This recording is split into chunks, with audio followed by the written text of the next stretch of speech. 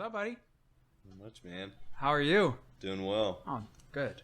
Thank you for doing this. Yeah, I'm First excited off, to be here. Blanco Diablo. This is going to be a fun one, man. I know you hate that name, but Tyra makes it just so much fun to say. Yeah, it's kind of becoming a trend around the gym. It's definitely stuck. Yeah. For sure. Go ahead and introduce yourself. My name's Austen Cochren, the owner of Streamline Fitness. How much you want to know? That's a pretty good. I mean, that's good enough right there. All Boom. right. So, as y'all know, he's wearing a shirt. I got a shirt on. He owns Streamline Fitness. I've been going there now 2 years. Yeah, about 2 years. Man, it's so much fun there. Yeah. It's so much fun. Like everything is superb. The biggest thing is the programming, and that's definitely what I want to get into for sure. Because I want to know. So obviously, the programming in Streamline Fitness is top tier. There's not much that competes with it, and I want to know like where did that come from?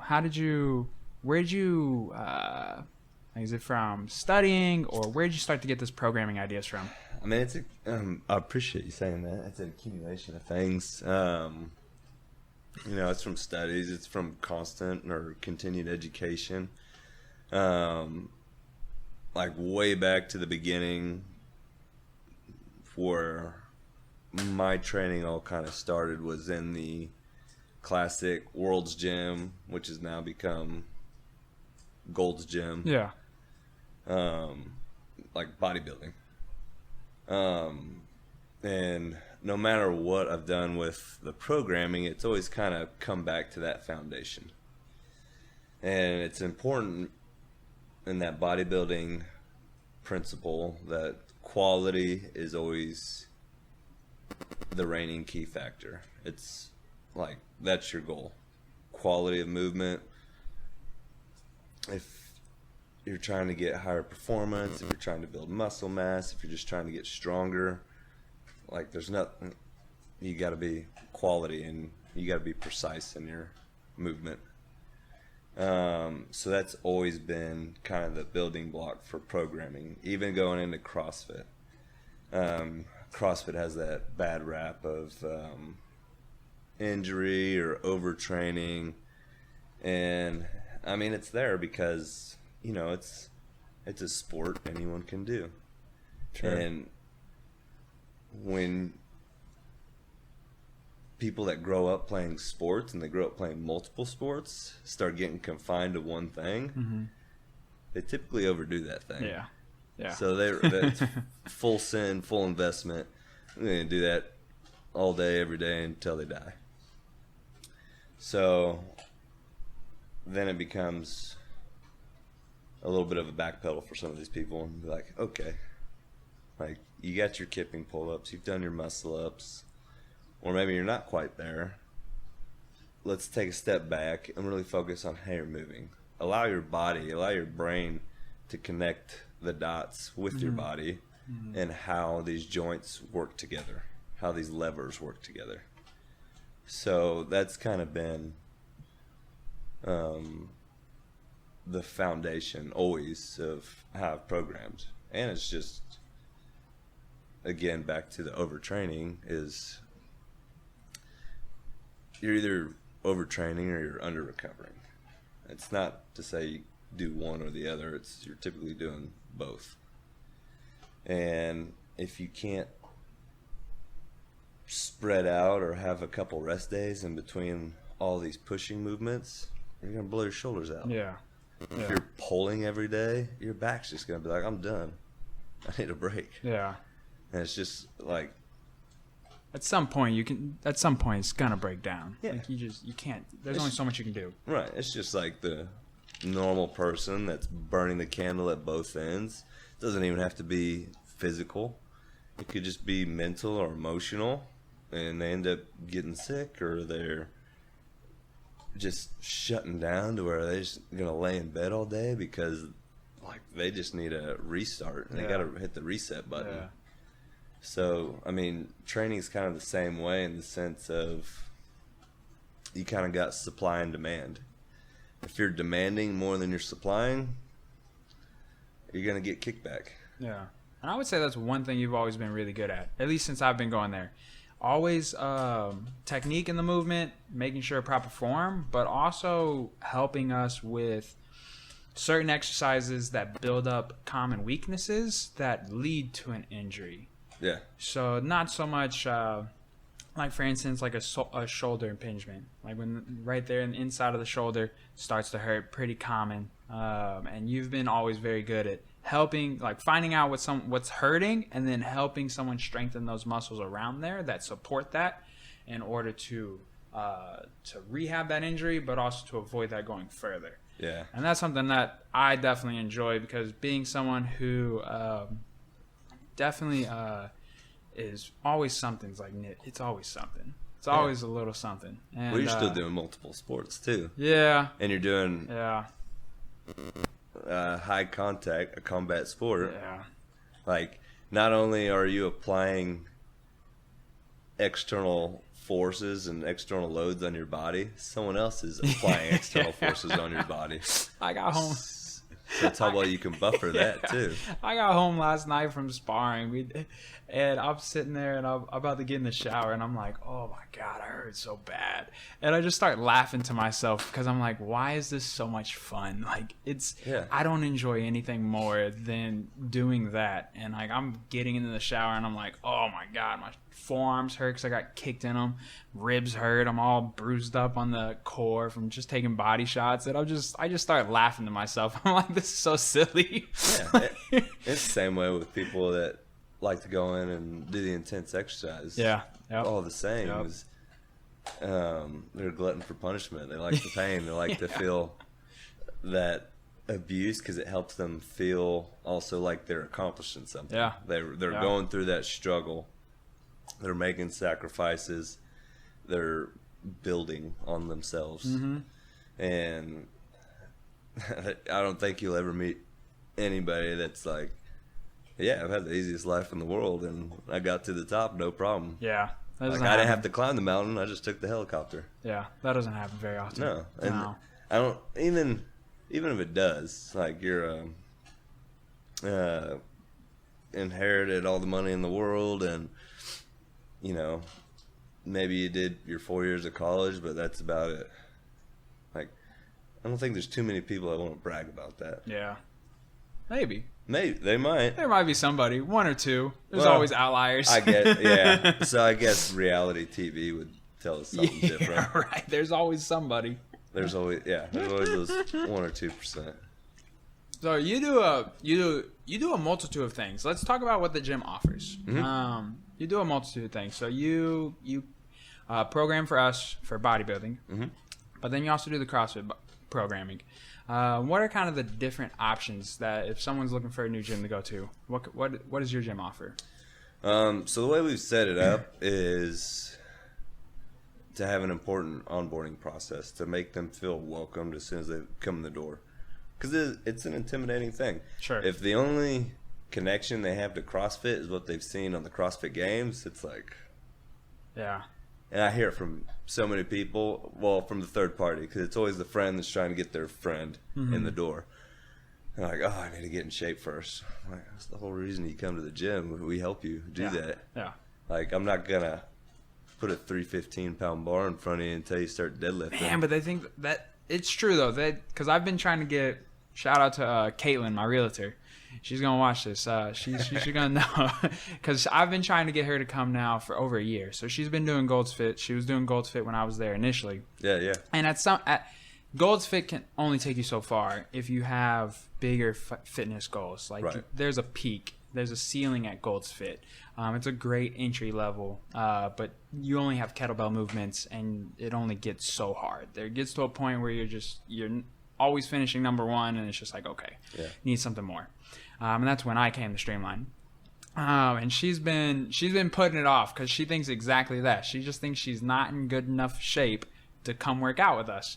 And I'm like, I don't know what you think this whole gym is. Like, yeah, there is a lot of savages, but there's also a lot of moms in there. There's also a lot of dads in there. There's also a lot of grandmas, grandpas, all at different entry, like different fitness levels. And it's literally a gym for everyone. There's just some people who do take it not necessarily more seriously, but there are some people who are further along in their fitness journey than others. But that's anywhere though. Yeah. I mean, that's part of the tribe. That's part of the community. Is you want those people.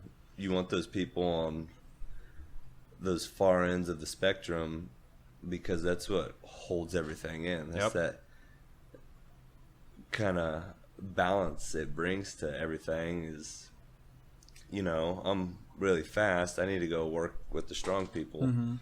Or, you know, I got a great aerobic system. I need to go work with people that are high power output, and some form of variation allows you to kind of get pushed by different camaraderie or different competition, however you want to look at it. We do team workouts where it's like, all right, I don't want to be the weak link, and I don't want to let this person down, so it brings another mental level into it. But like you said, we got people, I mean, from 6 to probably near 76. That's the age range we have. And it's everything in between.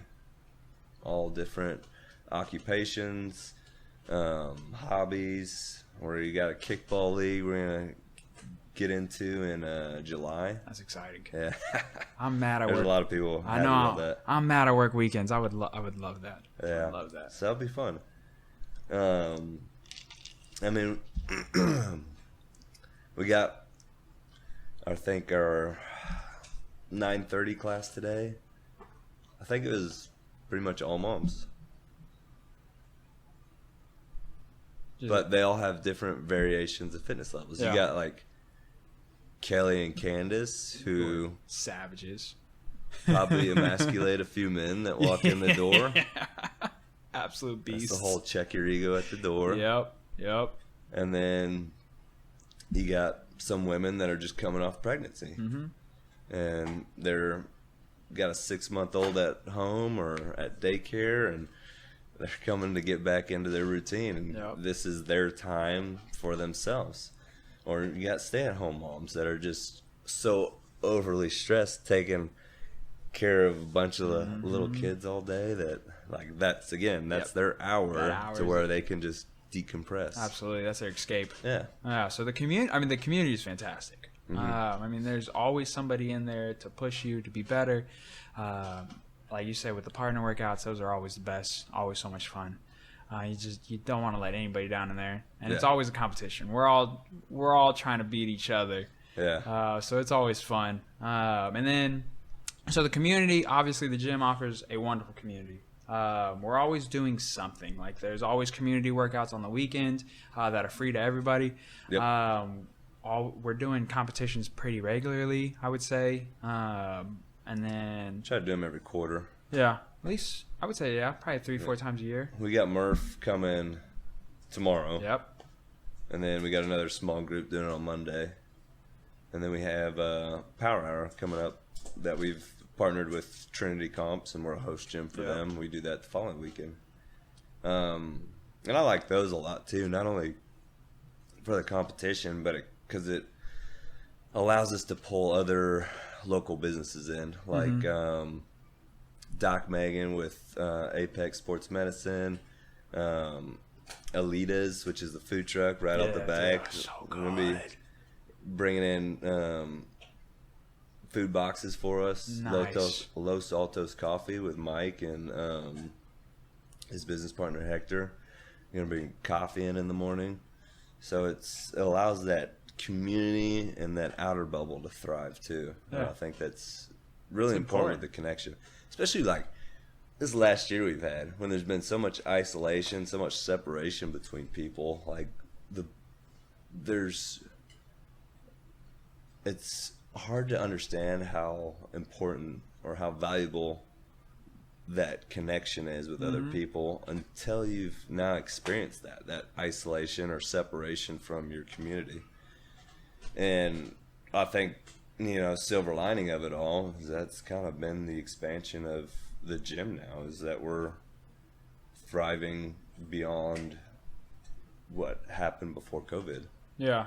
And we're still growing. We still have people coming in. Austin's the real it's the hot spot. Yeah, Erin was telling me today that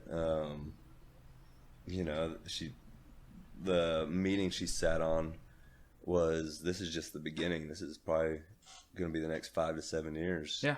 If they could just get the materials, they would be popping up way more houses quicker. Oh yeah, and you still see apartment complexes popping up everywhere. Yep. That's kind of the quickest way to get people here, is get them a little 15 or 1,000 square foot. I think we stayed, ours was like a 700 square feet. Yeah, there's about 800 in here. 800. Yeah, I think ours was 700. That we lived in before we moved into our first home. But yeah, most people that are coming here anyway, well, I would say they're probably just going to be sleeping here, but so much has gone virtual now that it's kind of like, it's true. Maybe they're just coming here to escape all the politics. Yeah, right there. Yeah, oh man, that's a whole nother topic. Yeah. One thing I do want to touch on, you brought up COVID. Yeah. We were going to get to that for sure, but we'll go ahead and get there since you brought it up. Sure. You did a phenomenal job during COVID. Thank you. I don't know anyone at the gym that got sick. Not that anybody was there screaming it out, but right. For the most part, I went from the day you opened back up till today, and I went the entire time, and I necessarily didn't notice anybody gone for an extended period of time, at least. Yeah. And so maybe 1 or 2 people did, but I know that you got the gym tested at least twice during that period, and we could eat off every surface in that gym. That's incredible. I wouldn't want to, but yeah. Yeah, right. It'd still be weird eating a taco off the dumbbell, but it was tested, and it did say that we could. So that's and we had that's pretty impressive.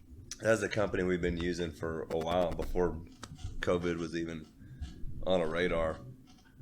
Disinfects, and they started out in San Antonio, and they ended up expanding into the Austin area, and I think we were one of the first gyms they had reached out to. Like maybe there's 3 in the area, and I think they have an Austin location now, our headquarters, so they've been expanding. Okay. And I imagine this past year was just phenomenal for them. Oh, I'm sure they loved it. But they would come in and they would, God, it's almost like those like infestation bombs where you got to clear out. It's not anything that intense, but it's a guy that comes in and he has his whole hazmat suit on and he walks around, just sprays everything. And then they do that every 3rd month, and then every month in between they come in and they run tests. And if there's anything that's like, oh, we missed it, or, this has picked up a lot of germs or infection or whatever, come in and we'll spray it again. Okay. And then I've bought solution off of them that we use pretty regularly in the gym to clean things. And then the community's been great in just adhering to kind of the rules or standards that we put out and be like, we need to wipe down. If you touch it, you need to clean it. Yeah. We came back, and after that 2 months of shutdown, and people were dipping their toes in. It was a slow build up, and rightfully so. It was kind of a freaky time for everybody. Sure. But we kept the doors open, we kept the fans going, we tried to keep as much air circulation going through there as we could. We had people spread out. If they wanted to go work out outside, go work out outside. But not only just physical health, but getting in there and maintaining a mental or emotional health and connecting with other human beings was highly important. Yeah. And we did, during the shutdown, we did a little competition to try to keep people motivated and going. We loaned out equipment, or they borrowed it, and we just kept a roster of who took what, and again, great community. We got everything back. Yeah, that's another thing to go back on, like the things that you do, like running the competitions, doing Murph this weekend, the things that you do. You're also extremely innovative with everything. Like you're always thinking of new ideas, and one in particular was loaning out equipment to people. That was extremely smart. That wasn't mine. Oh no, no, that was so I would. That was kind of once I realized that, like, we might be heading into a shutdown. I was like, all right, what are we gonna do? Because I don't expect 200 people to just pay me for something they can't use. Sure. So we got to either offer programming, we got to travel around and have little boot camps outside or something. But that got, nixed because they're shutting down parks. They didn't want people doing anything. Nothing. And then now, I don't know, 6 months, probably took longer, 8 months, almost a year now. And it's like, you need to maintain a high level of physical activity and stay healthy, and this won't be a big deal for you. But, when it first kicked off, everybody was like, red alert, we're going to shut everything down and just come to a complete halt. Yeah. And whose idea was it? The loaning. Oh, for the loaning of the equipment? Yeah. So, I think that was NorCal CrossFit. Okay, so it was another gym. Yeah, it was kind of. I always kind of check out what are the top-rated CrossFit gyms doing. Okay. Because we're still in that category, I feel. Oh, other subject, main goal is trying to get out of the CrossFit and be more of just a hybrid gym and have a little bit more options for everybody. Yeah. But New England CrossFit, Invictus, NorCal, those are kind of the gyms that I pay attention to, watch their trends, see what works, see what doesn't work. I try to be as innovative as I can with our gym without like just changing things all the time or going crazy or whatever. We need to keep it somewhat simple. If we try to overcomplicate it, then it just becomes a mess and it's just chaos. I think it's always been smooth. I think it's always been pretty smooth. I don't think anything's like drastically just changed rapidly. But yeah, I think lending out the equipment was a phenomenal idea. Whether it was yours or not, just doing it was incredibly generous for one, but then also just extremely helpful. Yeah. Because A, lot of people didn't have any of the stuff, and B, people still wanted to work out. Right. And I think that was incredible. So kudos to that. But then also the programming, like you were also sending out programming. So not only were you nice enough to let people, and trustworthy enough ultimately, to let people borrow the equipment, but then you were also giving out programming during those 8 weeks that we were shut down as well. And that was incredible. I didn't do a lot of it because I got lazy as hell during quarantine. I think everybody was pretty good for that first month, and then yes, exactly. Maybe what it was. 50% for 2 more weeks, and then maybe like 10% for those last 2 weeks. Yeah, it was tough. It was tough. I hate working out by myself. Yeah, I hate it. It's kind of a mindset. It's something you almost like. So the programs we did, I had a lot of help from the coaches. Yeah, like absolutely. it made it super simple for me. Because I programmed body weight workouts, and then I programmed banded bodybuilding. Yep. I think is what I called it at the time. But then Emily, who was coaching for us, was doing barbell work. I think Emily and Kyle switched off with different rowing workouts. Maybe Kyle ran most of the rowing. And then Bethany did kettlebells or dumbbells. Okay. That's the way we rented it out. We did packages. Yep. So like, hey, you have A, B, C, or D. Like, these are your packages. You get to choose one option. Whatever option you choose, that's the program you're going to follow. If you choose the barbells, bumper plates, you're going to have barbell, bumper plates workouts. You can always do the body weight stuff too. No matter what, everyone can do the body weight stuff. Yep. You got the rower, you're going to be doing rowing workouts, body weight. Kettlebells, dumbbells, body weight, whatever. But we said, like, whatever starting point, that's going to be your journey. Whether it be a month, 2 months, we don't know. I don't know if I would have been able to hold out any longer. I'm like, you know what? I'm just opening my doors. I'm done with this. Yeah. And we saw plenty of other gym owners do it. Sure. And, sure. You know, at the time for us, it was weird because my wife was pregnant. Yeah, so it's tricky. I was like, this is playing with fire, not only because of this unknown virus, but also, you know, I don't want to get arrested or, you know, have some lawsuit slapped on us because we disobeyed some government mandate. And we were ordering food and we were spraying it down with disinfectant, and that was kind of what it was for the first month or so. Like, everything was disinfected. Yeah. It was kind of I mean, nobody really knew what it was for those first couple months. Yeah. Like that, at least that month or two. It was a scary time, because I remember when they called us and told us we were going back to work mid-May.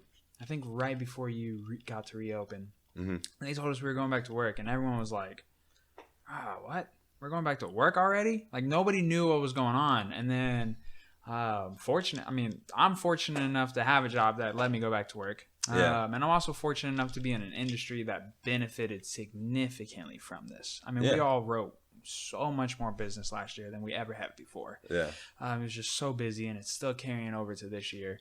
So I was grateful for that.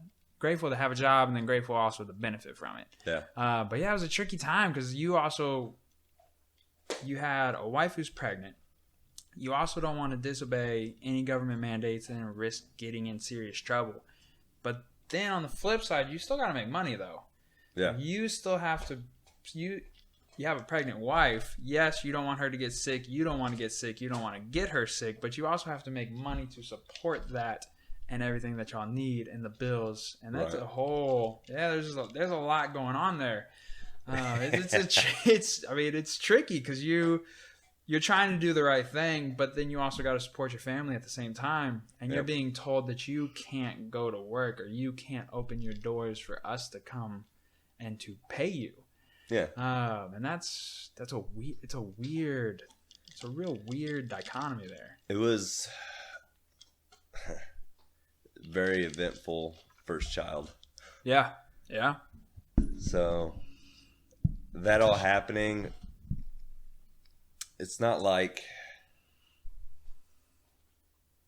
for me, I can't just be like, oh, job's done, I'll go find a new job. It's like, you know, I got a business loan to pay back. Yeah, right. So I'm either going to be hurting hard in debt, or I'm going to do whatever I can to keep this thing alive. And not only keep it alive, but keep it thriving. Because just getting by tooth and nail, just surviving, that's not enough. Yeah, that's not it. No. But also shout out to the community, though, because I think the majority of us kept our membership through that. Yep. So that's pretty incredible. And that goes back to you, though. That speaks to you. I think it speaks and all to the me, the coaches. Everybody that has a part in that. Everybody that has a hand, that works at that gym, that offers something, that does something there. That speaks to all of y'all, because we kept it because of y'all. And that I appreciate more than anything throughout that whole 2 months. And it was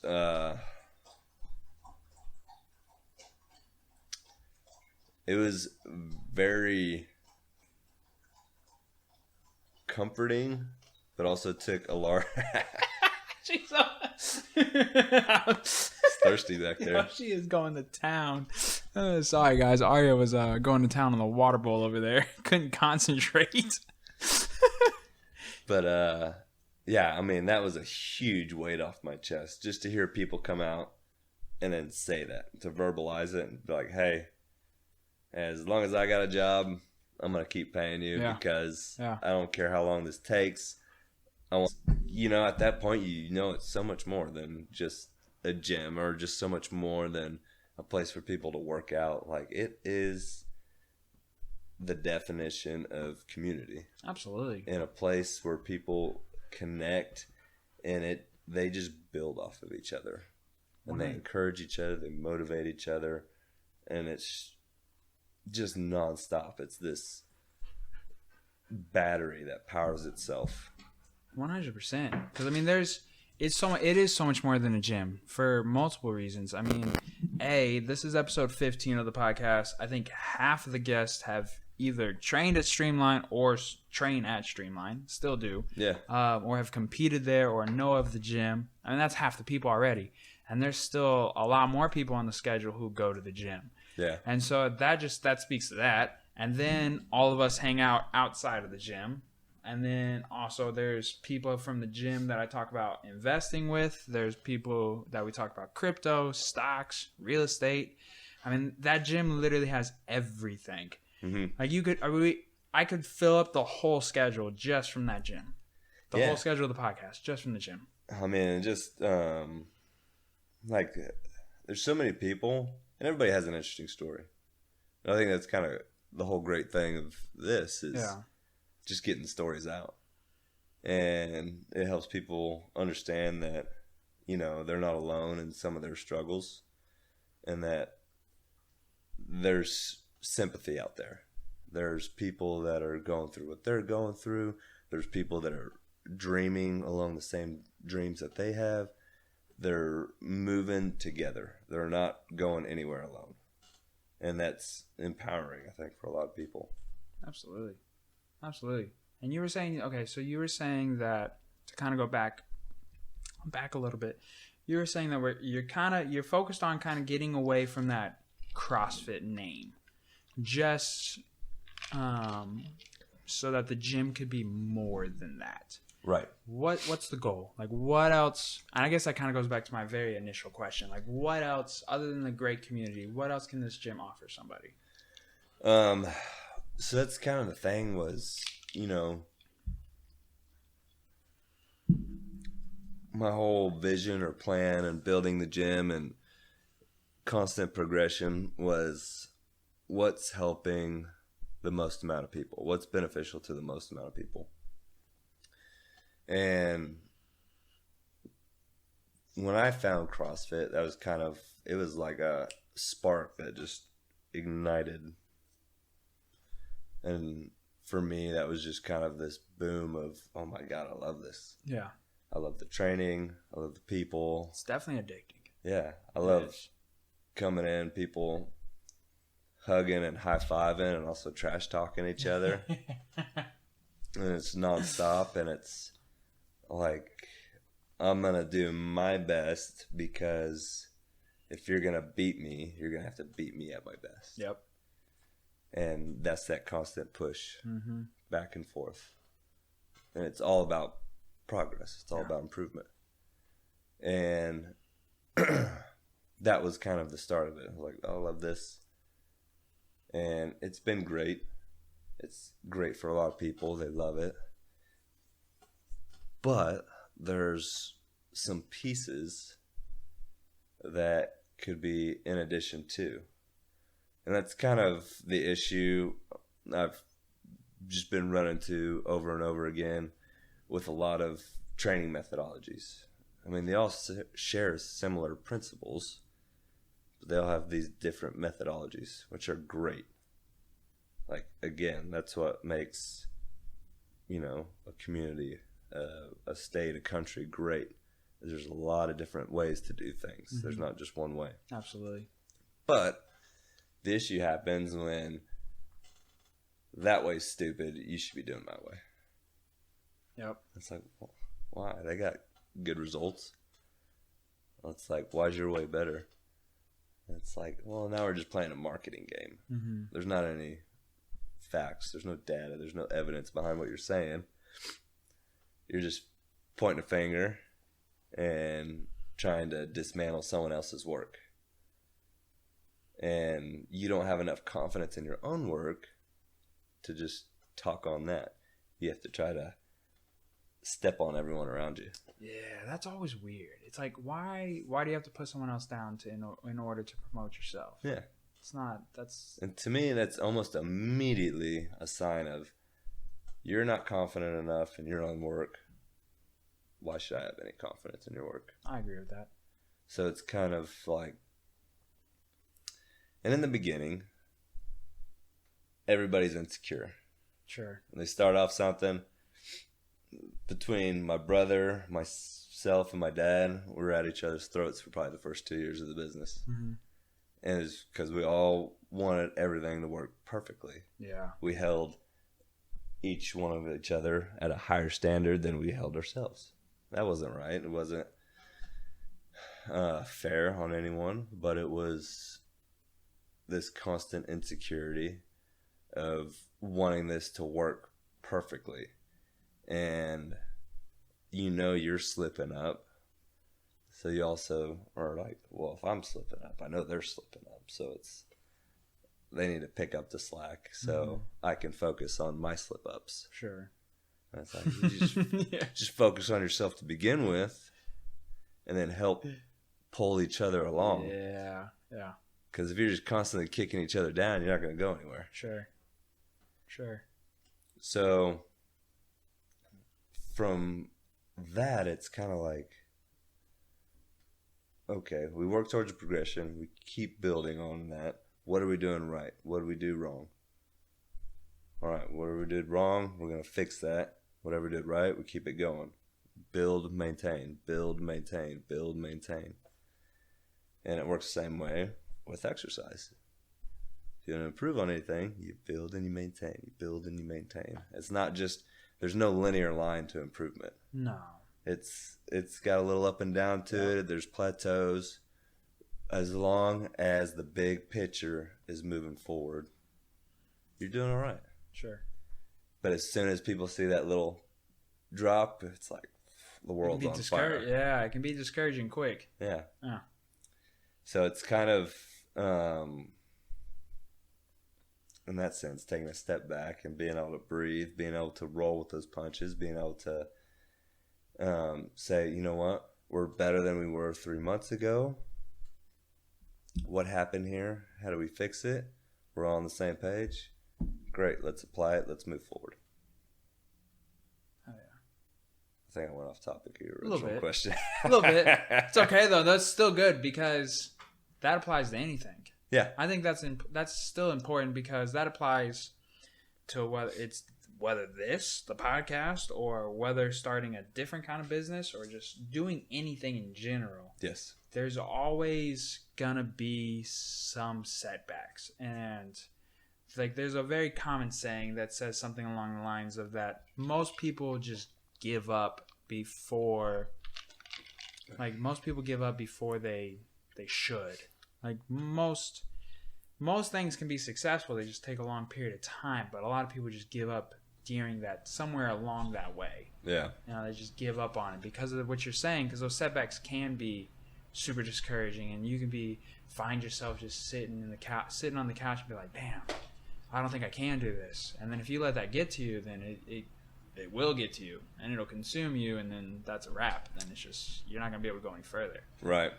And for me,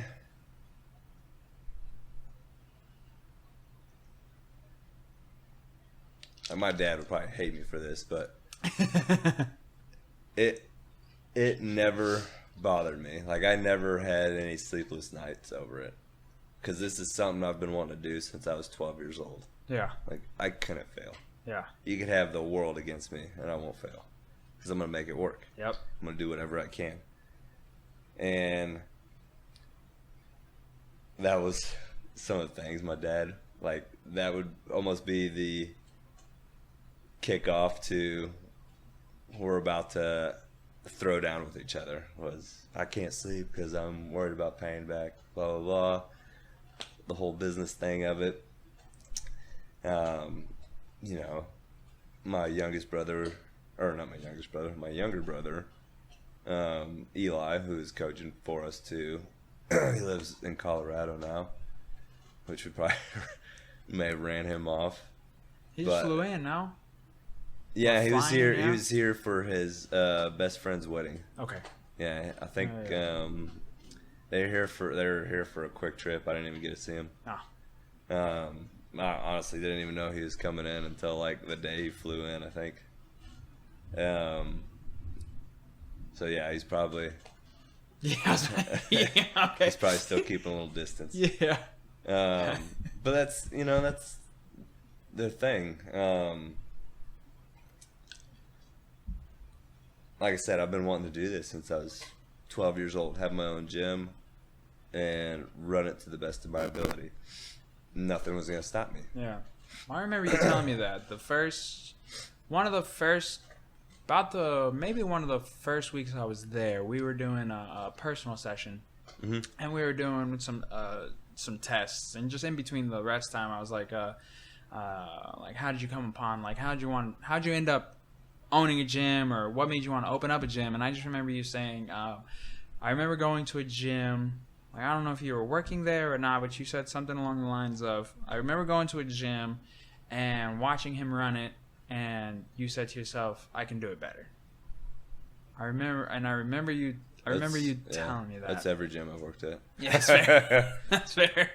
And yeah, I mean, so other gyms I've worked at, it's either been led with, lack of leading and laziness, or led with a megalomaniac attitude. And it's one of those things to where you're just like,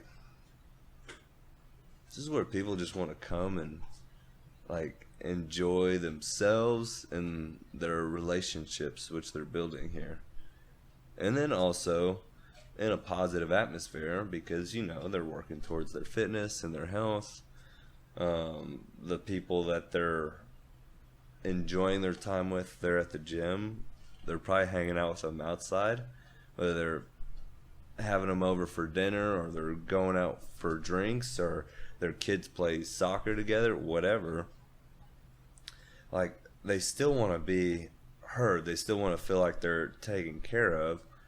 So when you just expect people to pay $200 and you're not cleaning anything, you're not vacuuming, or you're just doing the bare minimum, and then you're not paying attention to them at all, like, they're gonna get upset. Especially in a gym, like, cleanliness is a big deal. Yeah. And like, I rack my brain over it all the time, like, how can I make this place cleaner? And every time I go into our bathrooms, I'm like, I did the wrong color.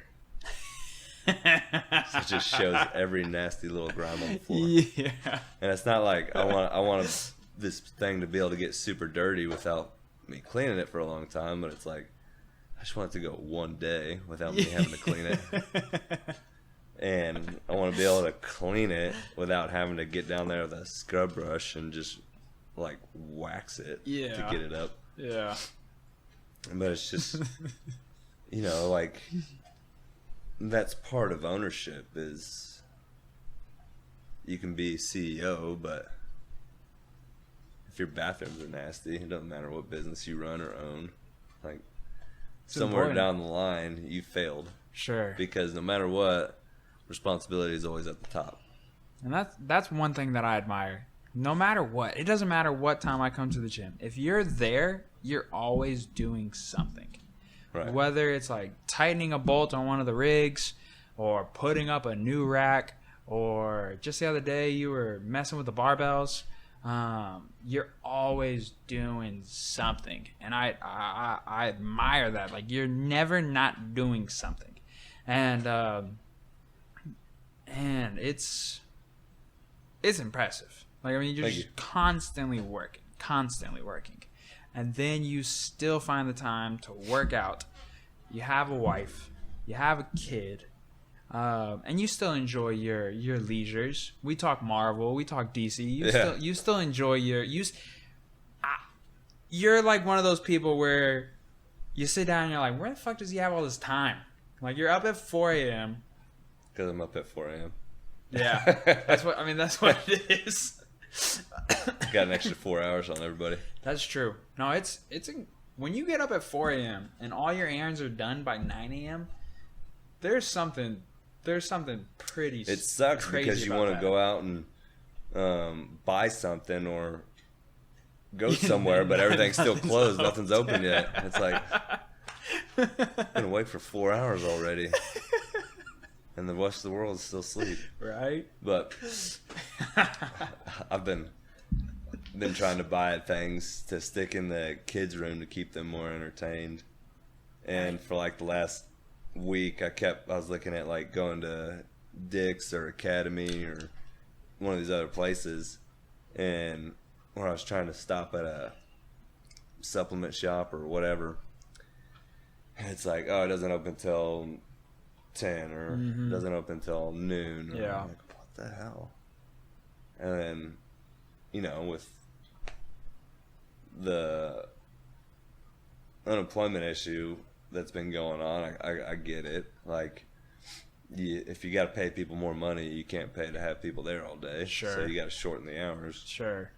But it's still like, all right, I'm gonna wake up at 4, get some work done from 4 to 8, maybe go take an hour nap, and then go out and do my And then do whatever I need to get done. now it's time to run errands. Yeah. That's kind of one thing I try to do is I pick one thing to do daily. And it's not even that I have a punch list that I go through. It's just what needs to get done. Some things need more frequent touch. Like the pull-up bars. I was just take a brass brush and a drill to that and was trying to get all the buildup off of from the chalk and the sweat, and those bars get rough. We got Murph coming up. Yep. We got 100 Lots pull-ups. of pull-ups. I did that, and I think like 3 days later it was back. I'm like, oh god. So I was like, all right, I'm gonna go hit the barbells because I know they need work. Yeah. Knock all the rust off, get them spinning a little smoother, and then it's just one thing after another. You just make your way around the room, and then again you have the slip ups like, oh man, I totally forgot to hit the trash cans or you know, this corner of the room or whatever, like just skipped over it. Oops, go back to it. But then it's like you don't it's not that you're finding busy work. You're doing the little things really well. It's not like you're just doing things to keep yourself busy. Right. You're doing the little things that some people just wouldn't think about, or another gym owner wouldn't think about.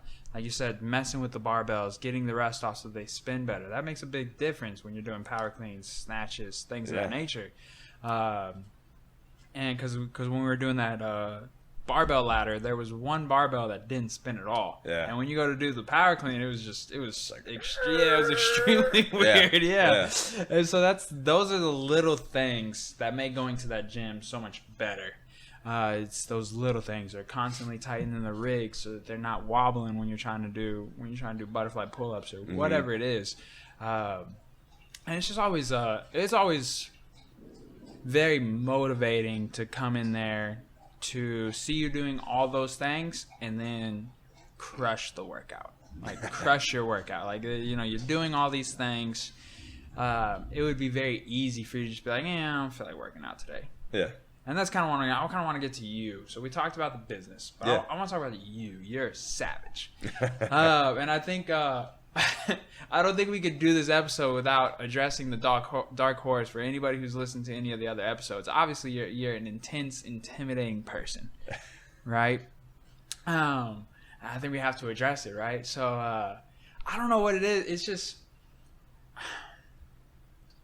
maybe I think sometimes I look at you and I'm like, damn, that's like the best, like, not necessarily the best version someone can be, but you're definitely a really good version of someone, right? Like you're constantly working, you're doing the right thing, you have this balance in your life, you own the business, you work out, you maintain your health to the highest standard, you still make time for your wife, you still make time for the kid, you got a dog, you're building a house, like you're doing all of these fucking things in one day. It's just really impressive, and it's also motivating. It also keeps me going. I mean, it's like, okay, damn, I got to do this, and this. I just got to keep up, and then still get to the workout. How do you do it? Like, well, how's the balance? Like, how do you find that balance?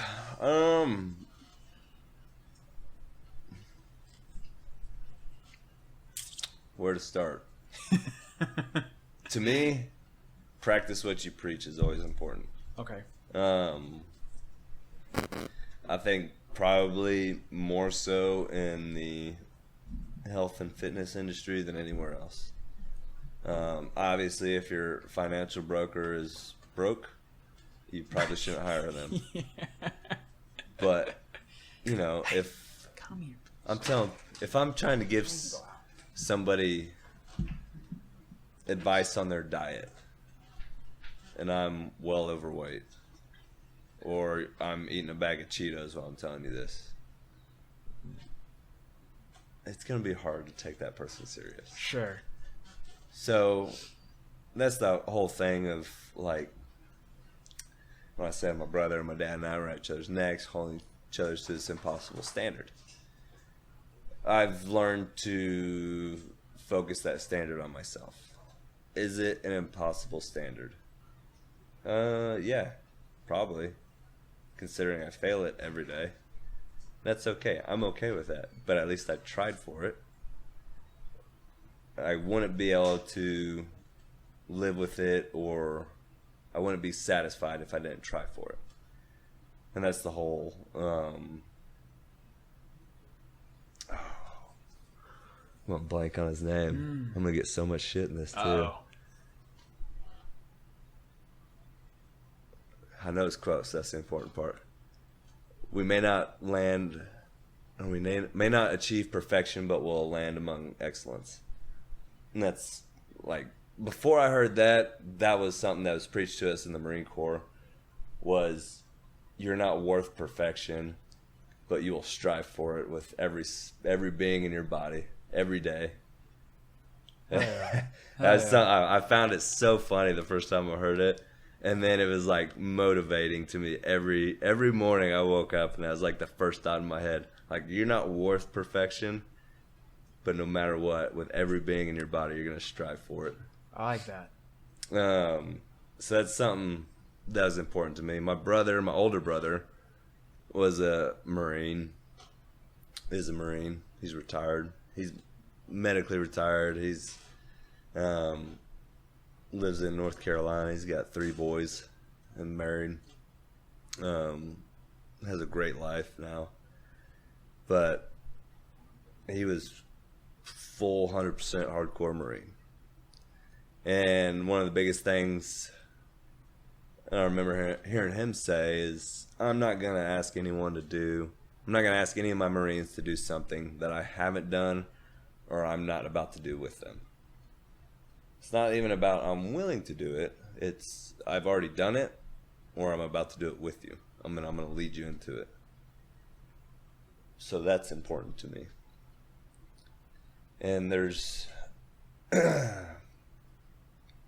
it's not a routine built off motivational quotes, but it's been very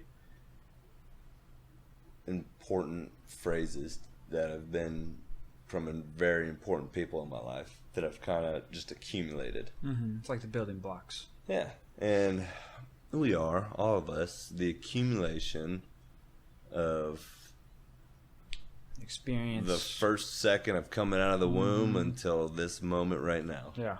Everything you've experienced, everything, however you interpret it, whatever it is, it's all accumulated to who you are.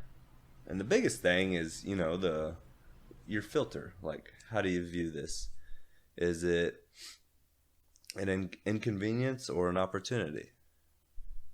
It's typically either one or the other. People say, well, it's unimportant. Well, that's probably an inconvenience. So you're not looking at it as an opportunity. And I would say there's been a lot in my life that has been built around what I don't want. And there's been a lot of experience built around what I don't want. So being there for my wife and being there for my son are my highest priorities. Okay. The gym comes into a close second because that's how I provide for them. Is that the only way I can provide for them? No, I can definitely go out and find something else. But for my own personal sanity and then being the best I can for them, that's a dream that, or a goal that I have to see through to its best ability. And at some point, if it's okay, time to sell it, because I'm not going to let it fall apart. Sure. I'm not going to let it go down the drain to be like, oh, we got to shut down and close up shop. Won't happen. Like, we've survived Corona. We can go far beyond this. Oh, absolutely. But my wife, my son are number one. And even more important to being a good father is being a good husband and setting that example for him. And part of that torch for me was we named our son Ethan Harold. Harold being my grandfather's name. Okay. And he was somebody I was always trying to live up to his standard.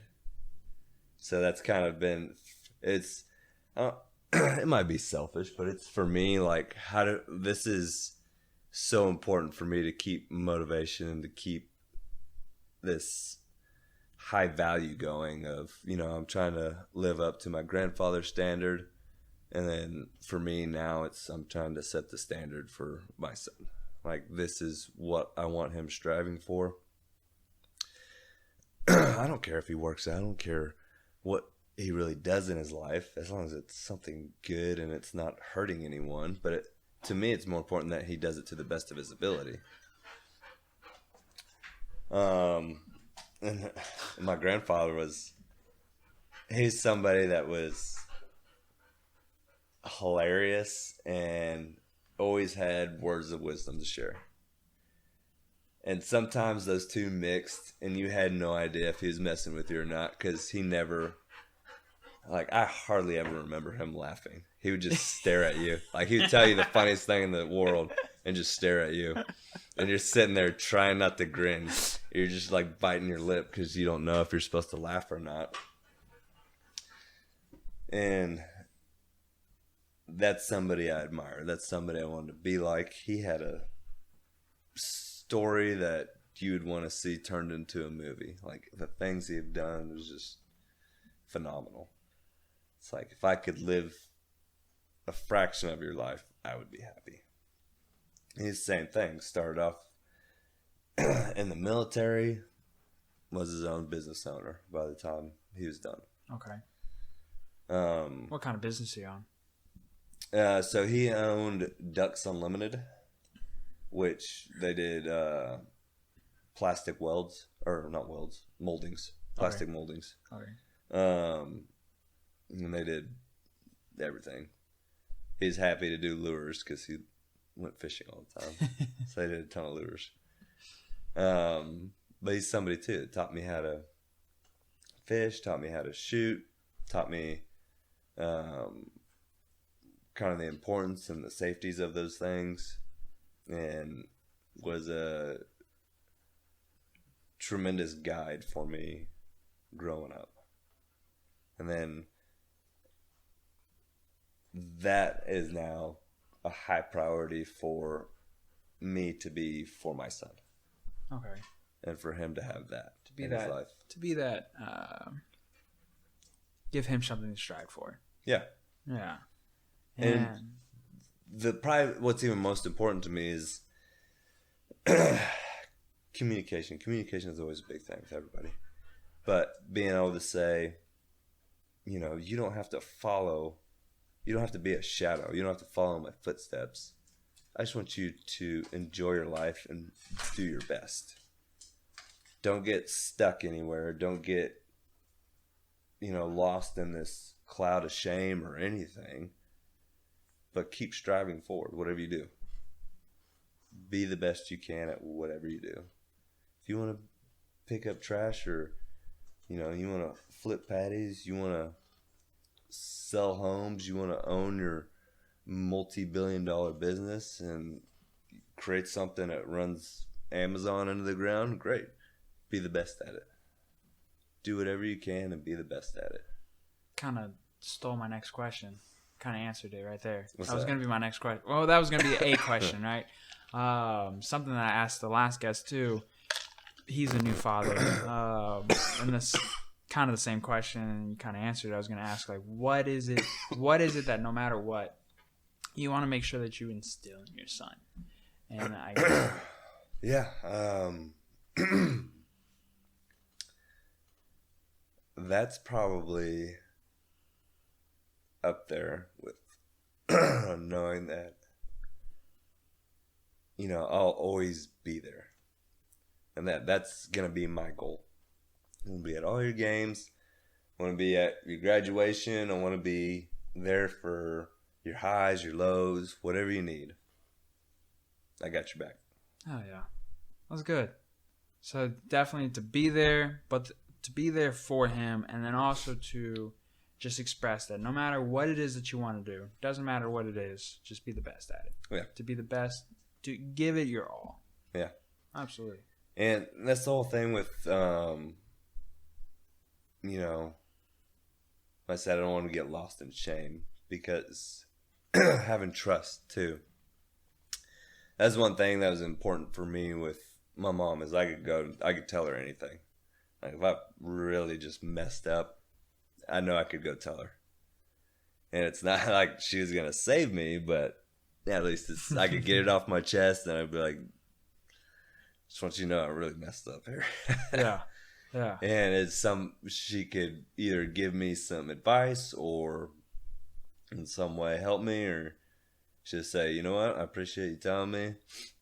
You got to deal with this on your own. I'm like, all right.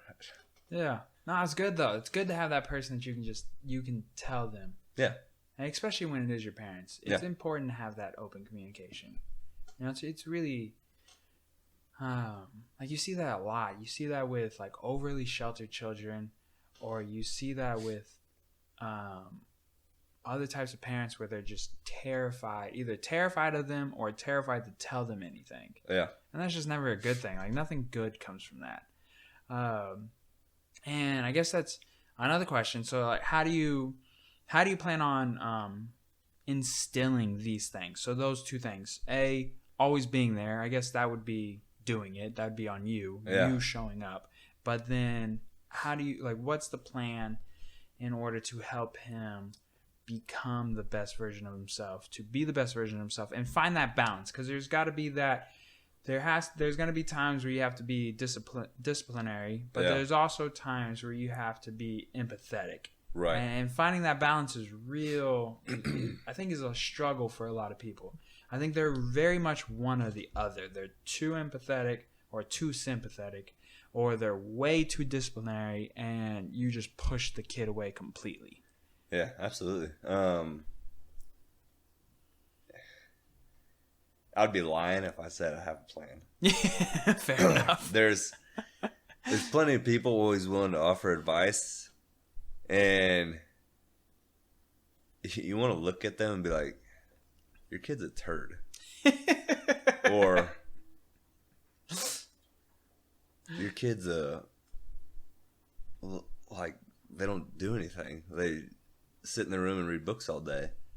Like, good for them if they want to learn and that's their thing. Or if, that kid's a turd because he's just bouncing off the walls all the time, great. But you can't say, like, your kid's one thing and I'm seeing something else. Maybe come back to the filter thing. Like, maybe you just see what you want to see. But for me, it's going to have to be constantly remembering, how did my mom raise me? What were the things that I looked for as I was growing up? Like, I don't know exactly how old I was or exactly when these important little things happened in my life, but I kind of know what phases I was going through and why they're important to me. But, you know, our son's not even a year old yet, and he's throwing little tantrums, and he's our his daycare teacher talked to us. It was like a month ago. He's hitting other kids, and I'm like, oh well. He's 10 months old. Like, what do you want me to do with that? You're gonna tell him? Yeah, right.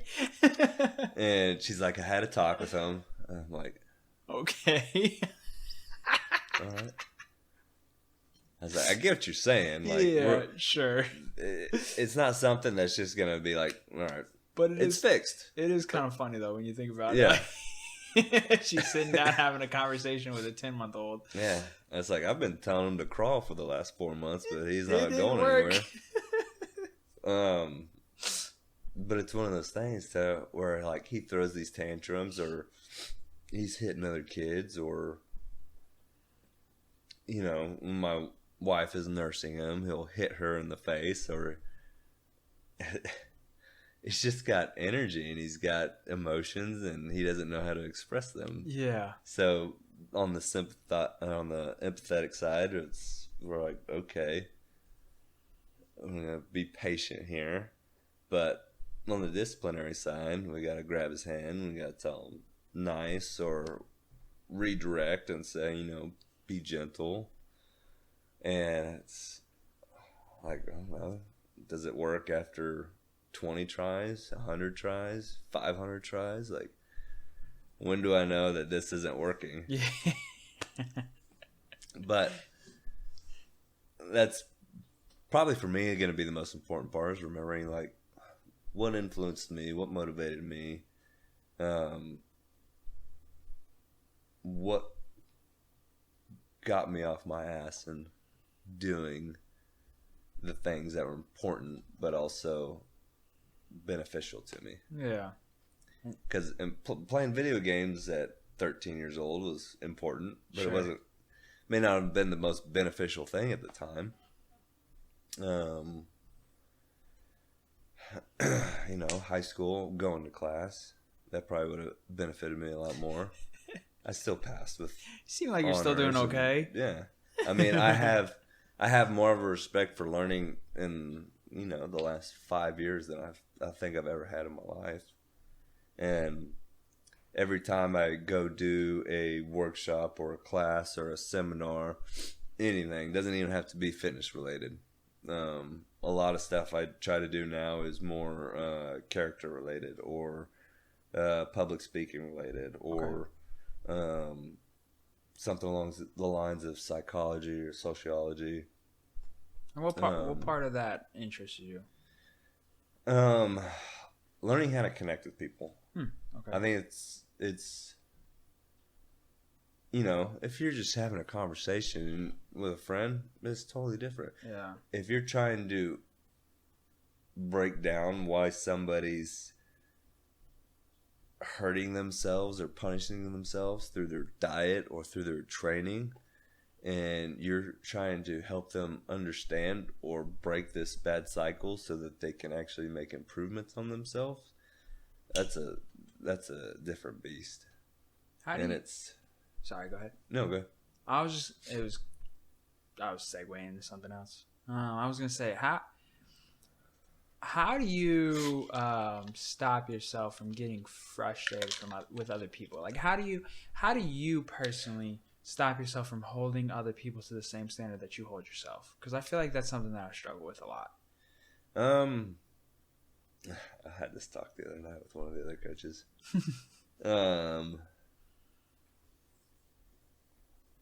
Or have you figured that out yet? Everybody's different, so Yeah. you're gonna have to. Your response is always gonna be different. To me, what I'm trying to do for that person is help them. if I'm trying to help them, it's probably because they're hurting in some way. People that are hurting tend to lash out. And if I'm truly wanting to help them, I'm not going to hurt them any further. Then it's just, that's an ego play on me. I'm not actually truly there to help them if I'm willing to hurt them or set them back even further. And I've definitely made those mistakes in the past, and I think I'd like to say I'm good. I'm 100% good on it now, but I'd be lying because there's going to be a new subject or a new something that I'm just not going to expect. Yeah. And it's going to be a curveball. I'm gonna be like, I just know for me personally, and you work 10 times harder than I do, and I feel like I get a little bit of shit done during the day. And I just know, like, when I just hear people just constantly bitching or just talking about how tired they are and they hadn't done shit all day, like, it frustrates the hell out of me. So for someone who does even more than me, like it drives me up the wall. I'll say that actually is probably the most helpful. Is just listening to people. Yeah. In that sense, like, you're always going to learn from somebody. To me, there's no such thing as bad criticism. Like, it's all constructive. It's just how you look at it. I've had to cancel memberships because their individuals were just being irrational, and they'd go off and leave me messages, whether it be through text or voicemail, and telling me what they think of me. I'm like, you got some fair points in there. Some vulgar language, but I get what you're saying. But it's still a learning experience. Yeah. Like, okay, what can I do different? Because I would like to believe that this person isn't just 100% insane. I contributed to somewhat of their stress. Sure, and I think that's a fair way to look at it. Yeah. So what can I do different? This is one of 200 other people in the gym, and this has been the only issue. But it affected one person, so I would like, if it's something that I can make an improvement that doesn't hinder or hurt anyone else, then great. It's an improvement overall. And I'll do that. And there's people that come in, and I'll be sitting over on the corner working on my computer, and I'll hear them. They're like, oh, this is stupid. Why are we doing this today? Or, oh my God, I'm so sore. Why do we do this workout? In my head, I'm like, you're an adult. You can choose to stay home and take a rest day, or just come in and ride the bike for 20 minutes. But you're punishing yourself. I'm just trying to write a workout that gives you a complete workout each week. And are there going to be some obstacles? Are there going to be some speed bumps in there? Some little aches and pains? Yeah. But that's probably even the harder thing, is getting people like, hey, if there's something truly wrong or that you want to fix, don't complain about it. Come let me know. I'll help you. Like, if it's something that we got to go into a personal training route, that's what we'll do. I'm not going to sell you on it. Mm-hmm. I'm going to hopefully try to give you something that will fix you right there. Because it just could be a position or movement issue. It may not be something that needs x-rays or a whole bunch of scanning or testing or anything crazy. It could just be a quick fix. But she's sitting there and complaining about it to everybody else there. Like, they're probably not sympathizing with you. They're probably annoyed by you. Yeah. because they've gone through the same things. They may feel the same way that you do, but they're going to keep pushing forward because they're going to go through these difficult stretches, and then they know it's going to get easier. They're going to go through another difficult stretch, and it's going to get easier. It's up and down, big picture's progression. Mm-hmm. But listening to these people, whether it's about the workout, whether it's about myself, another coach, employee,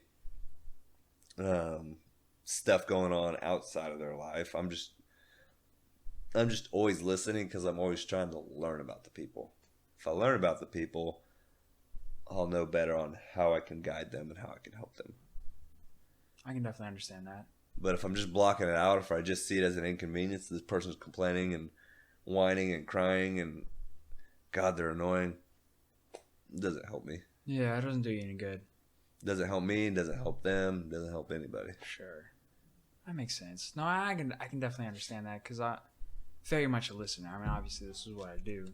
Doing this. Yeah. That's the whole point of this, is to find out what makes people tick. You know, I just try to dive into it and just see what makes people them. It's extremely interesting. But yeah, I mean, so that's a lot of these last couple questions have been mainly for myself, for sure, because it's definitely a constant struggle, whether it's just at work or whatever, whether it's a coworker or a customer, yep, or just whatever it is. Like I definitely can get fairly irritable. Right. I'm just like, like, if this is the worst news you heard today, that your accent chair is out for 2 months, like if that's the worst thing that you've heard today, I think you're doing okay. Like I think your life's all right. Yeah. Like I think you're doing just fine. Like it's just, I don't know. But it's hard to connect with somebody in that short of time. Yeah. So for you, I definitely see, like, you're seeing somebody new every day. Sure. You don't have the same people. And to me, that's my struggle. I do see the same people. Okay.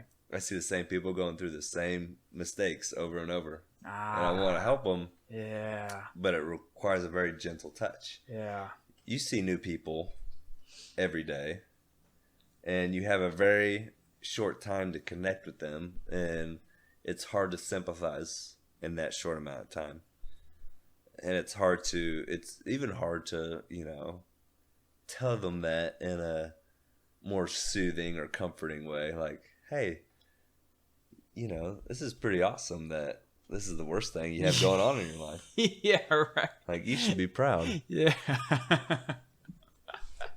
That is true. That's a fair way to look at it, because that is true. I mean,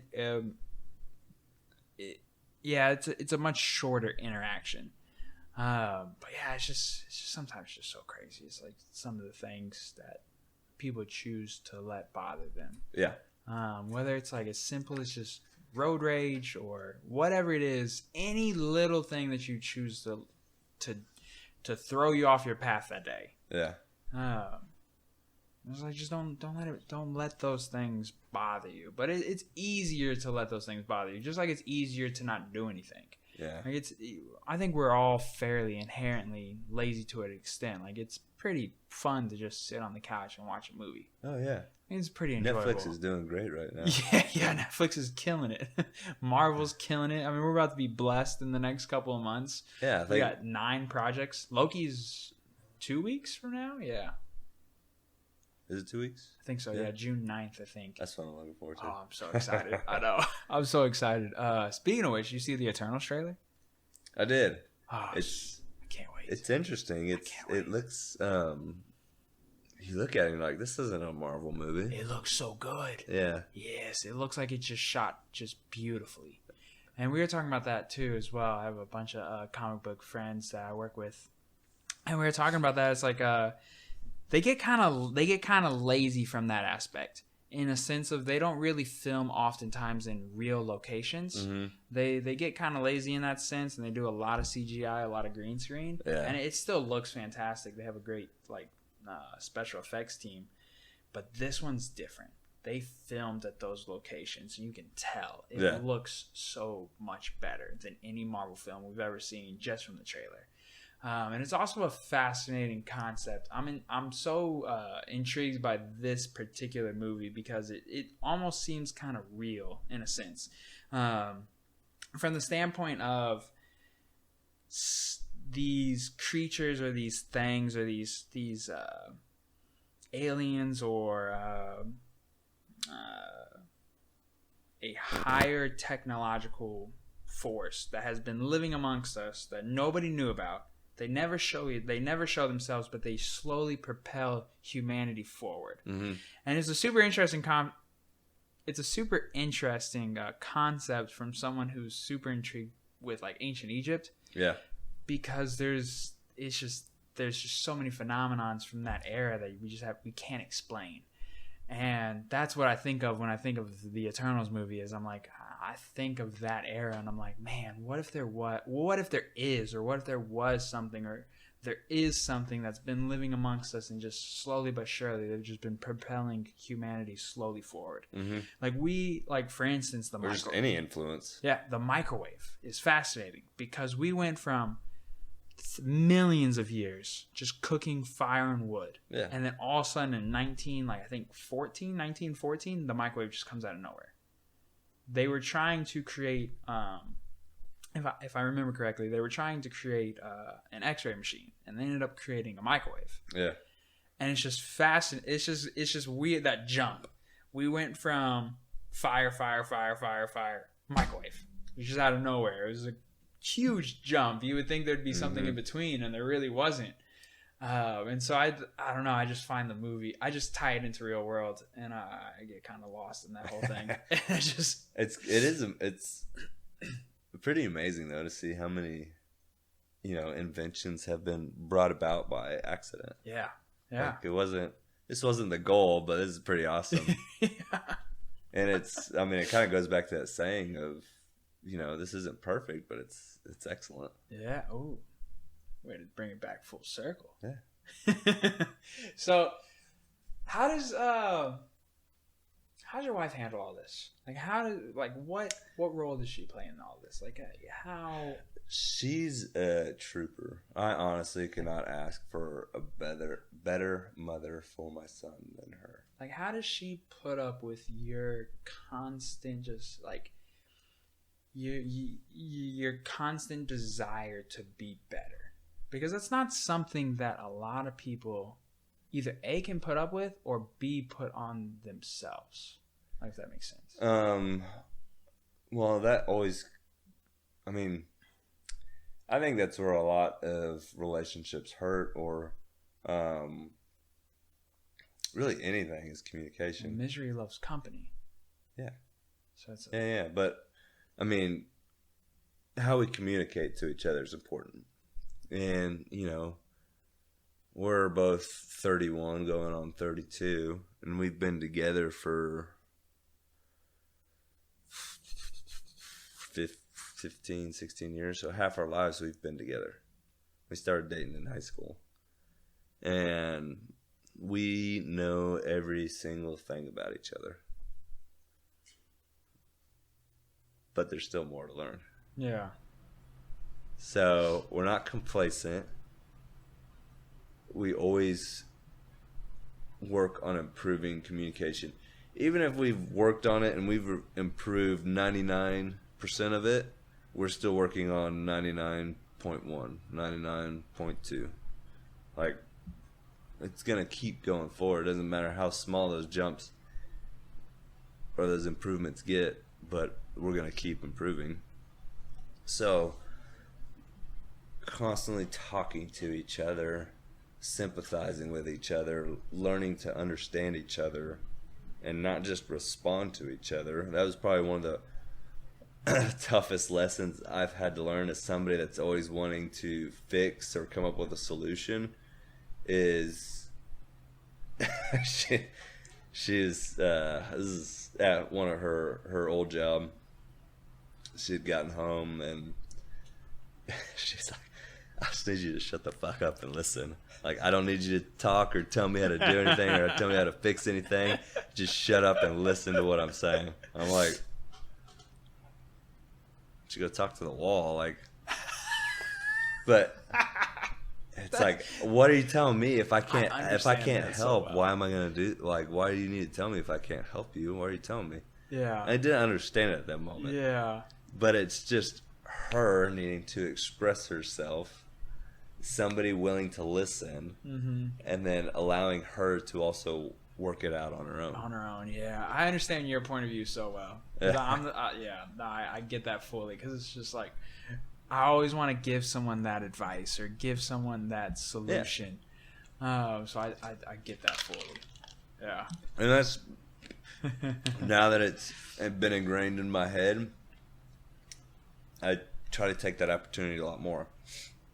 This person might just need someone to talk to. They don't need a savior or someone to come in and fix their life. They just need somebody to talk to. Yeah, that's fair. And I'll let it go that far, and then they're like, "Do you have any advice for me?" Well, yeah, I got some advice for you. I can help you out. But until it reaches that point, I try not to say, "Well, you're doing it wrong. Let me do it for you. Let me fix you." It's like, no, you don't need somebody to fix you. You got it. You got this yourself. Like, you're not gonna need somebody to hold your hand for you or,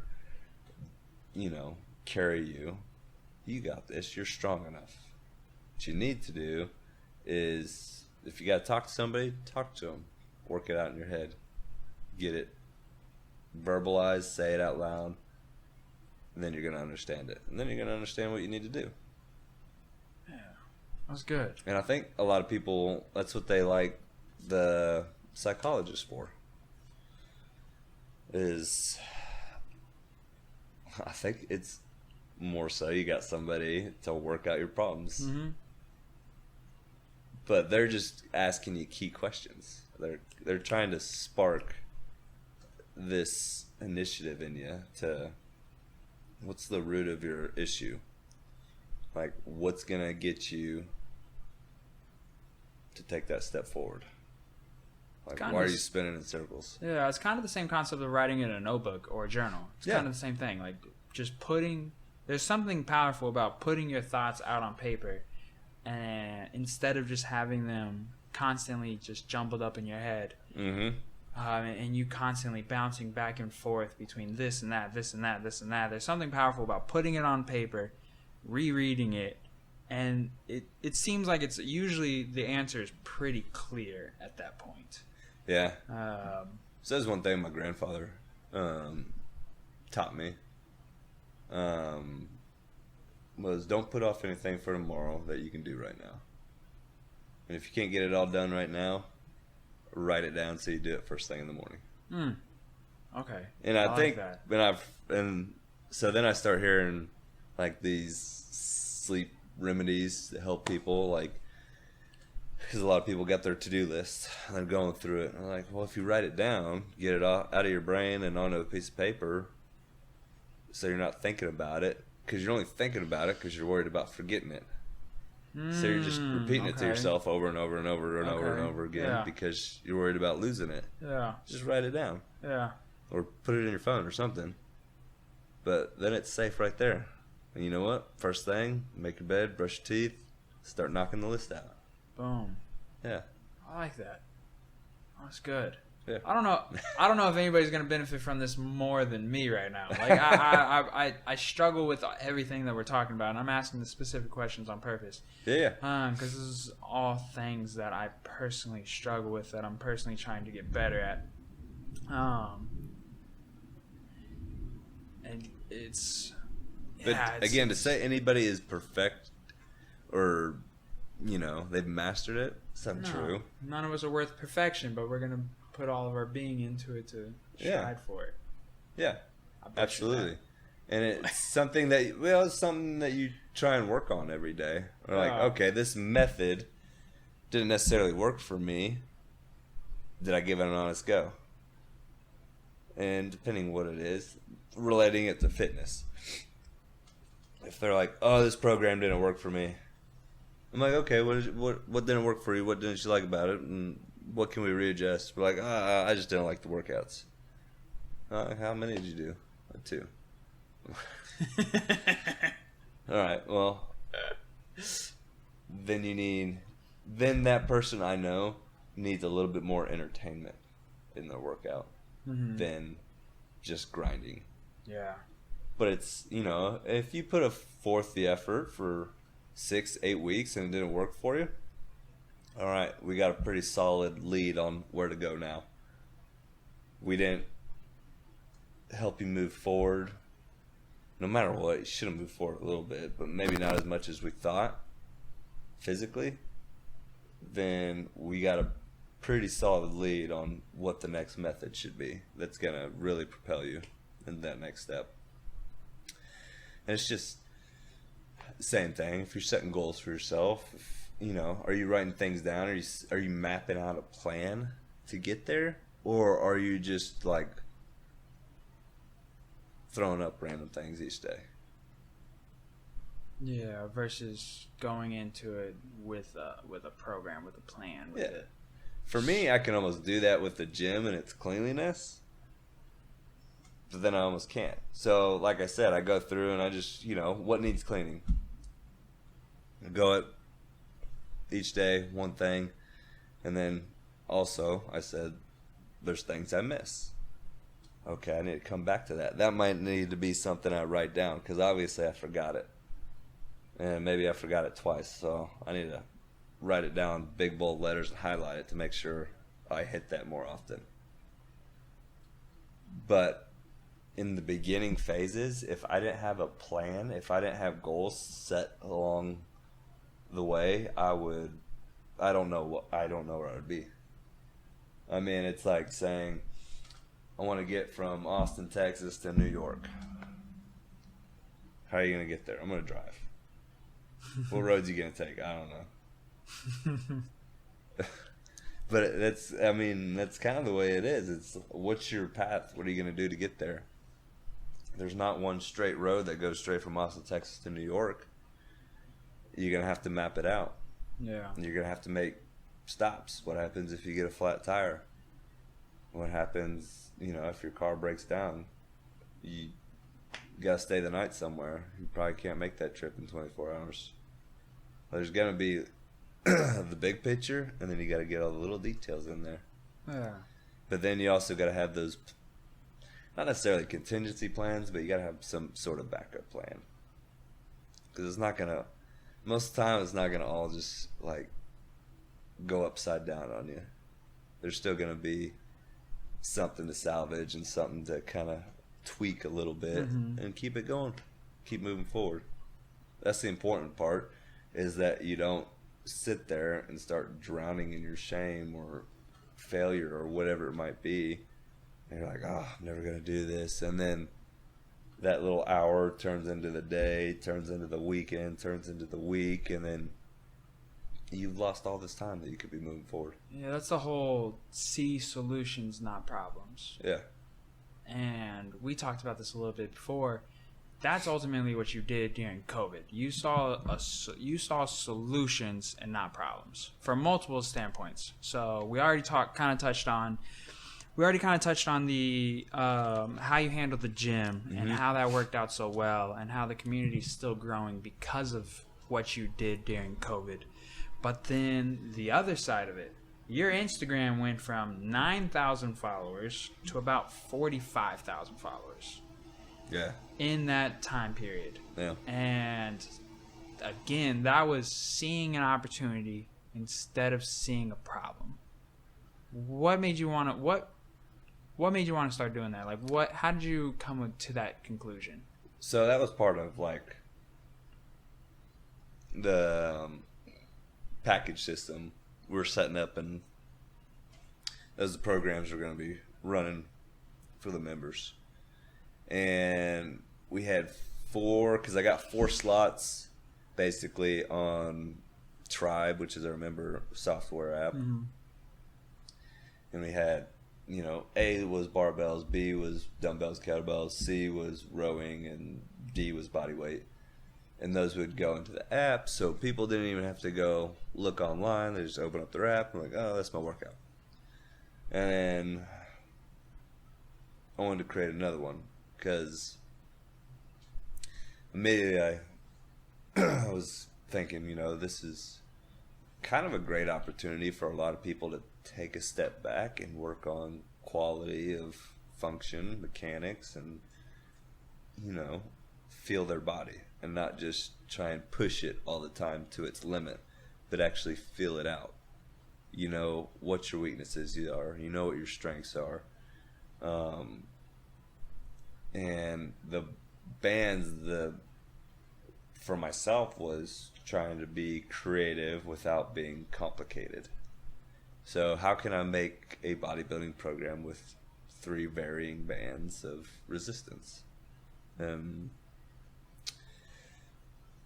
The whole goal was to run it for those 2 months, and that was it. Yeah. At what point did you know that you had something, like that people were really buying into this? In like the first week. Yeah. I think the first week I started putting them out there, because half the world was already in quarantine. Mm-hmm. And they were looking for ways to stay in shape.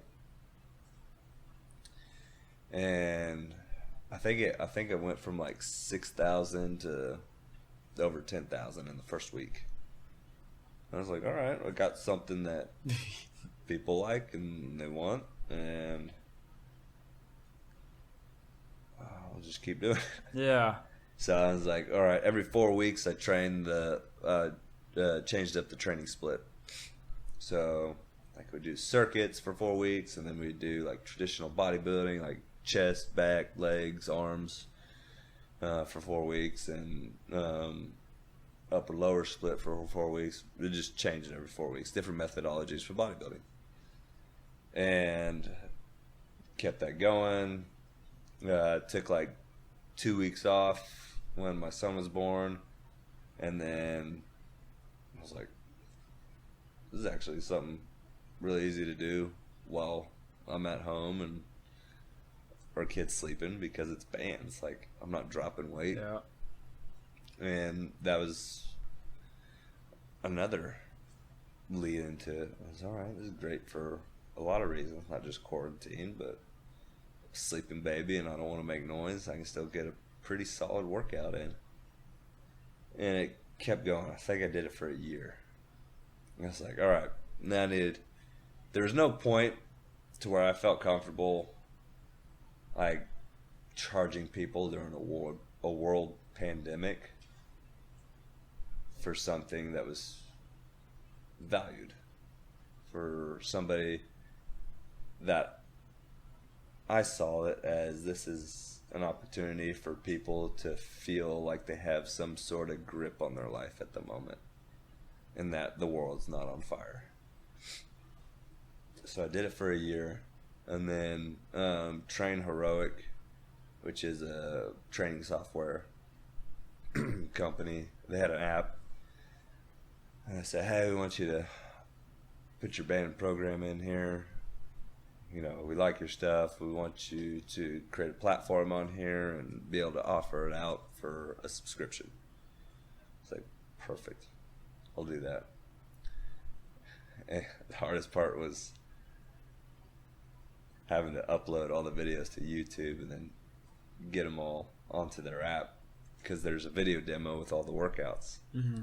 So it's pretty beneficiary to hop on there, and you have access to all these workouts, all these programs, full training library. Like every workout you can think of, it's in there. But then you can go into specific programs. So I created a subscription that requires only bands, and then I also created some programs on the side that are like bands and dumbbells, and I'm gonna start coming out with a couple more that involve like barbell, or specifically for garage gyms, and how they can do that.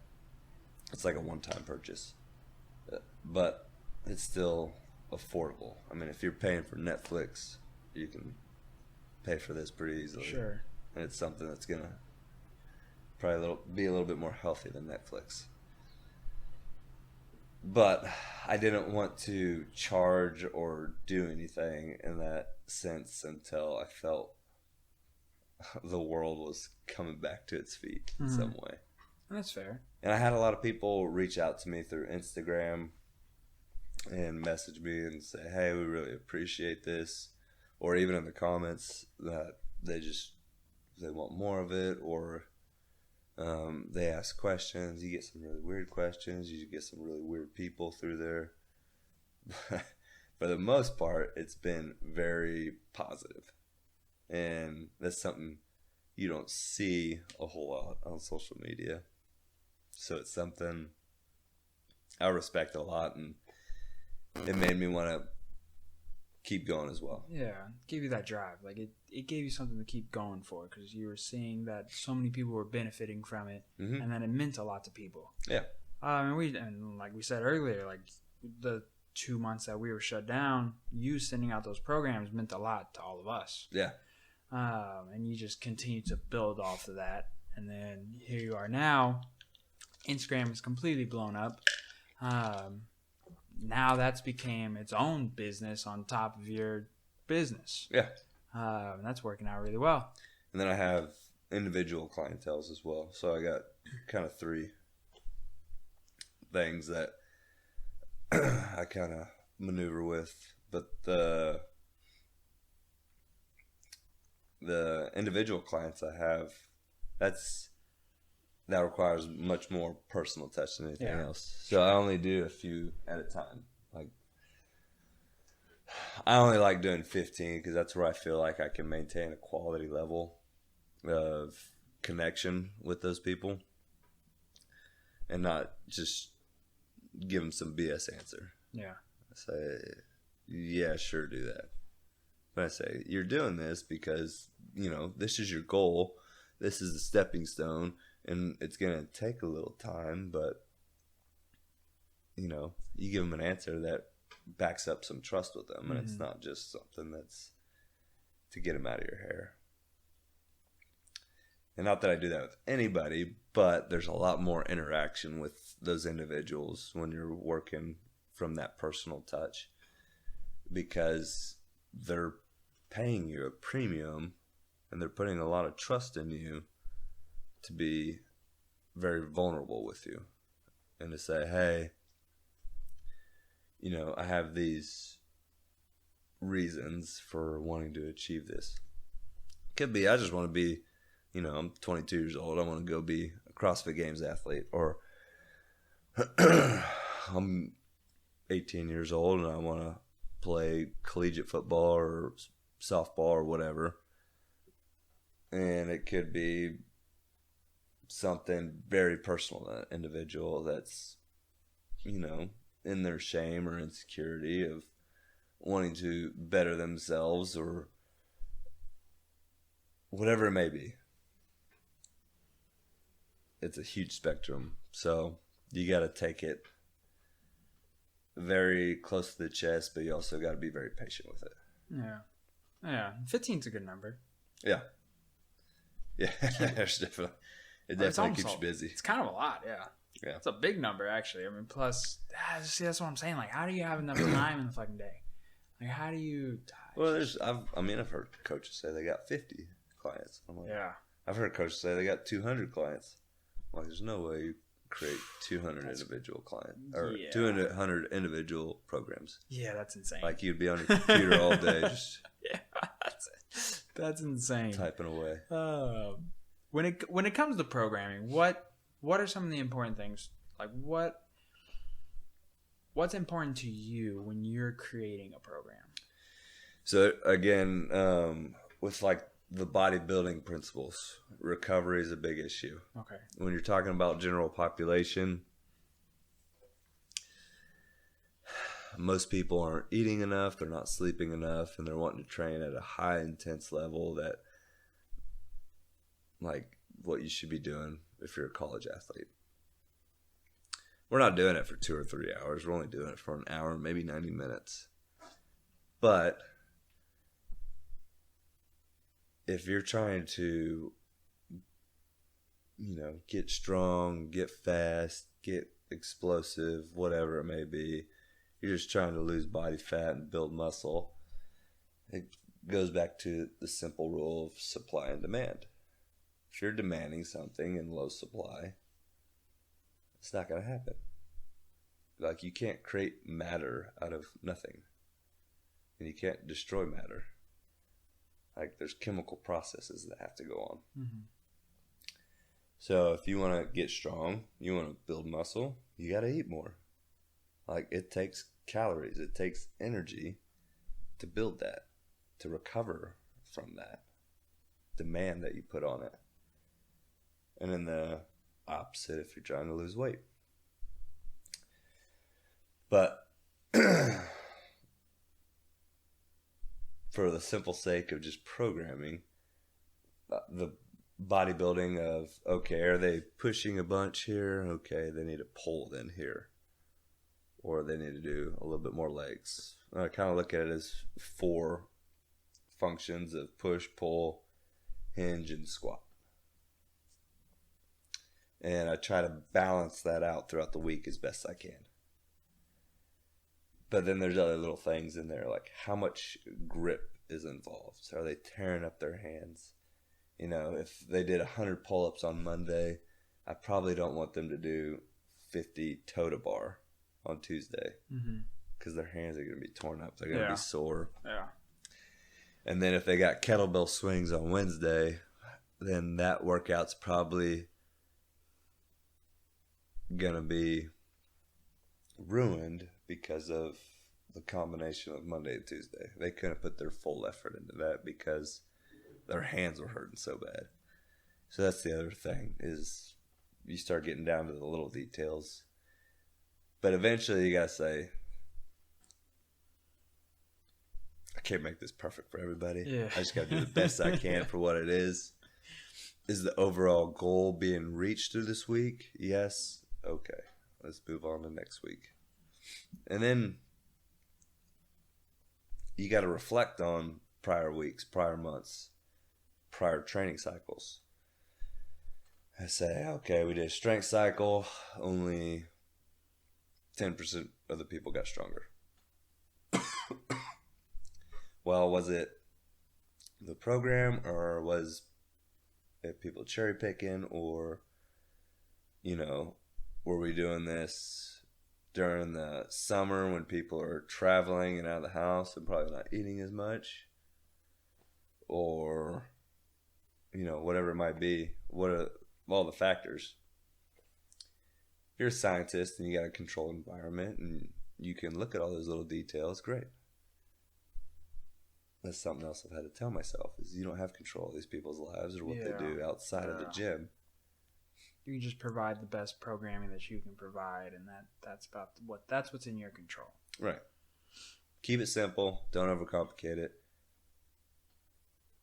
I know what works, and all I can do is lead a horse to water. After that, it's up to them. Yeah. And I think it was very clear from the Streamline 65 challenge we did.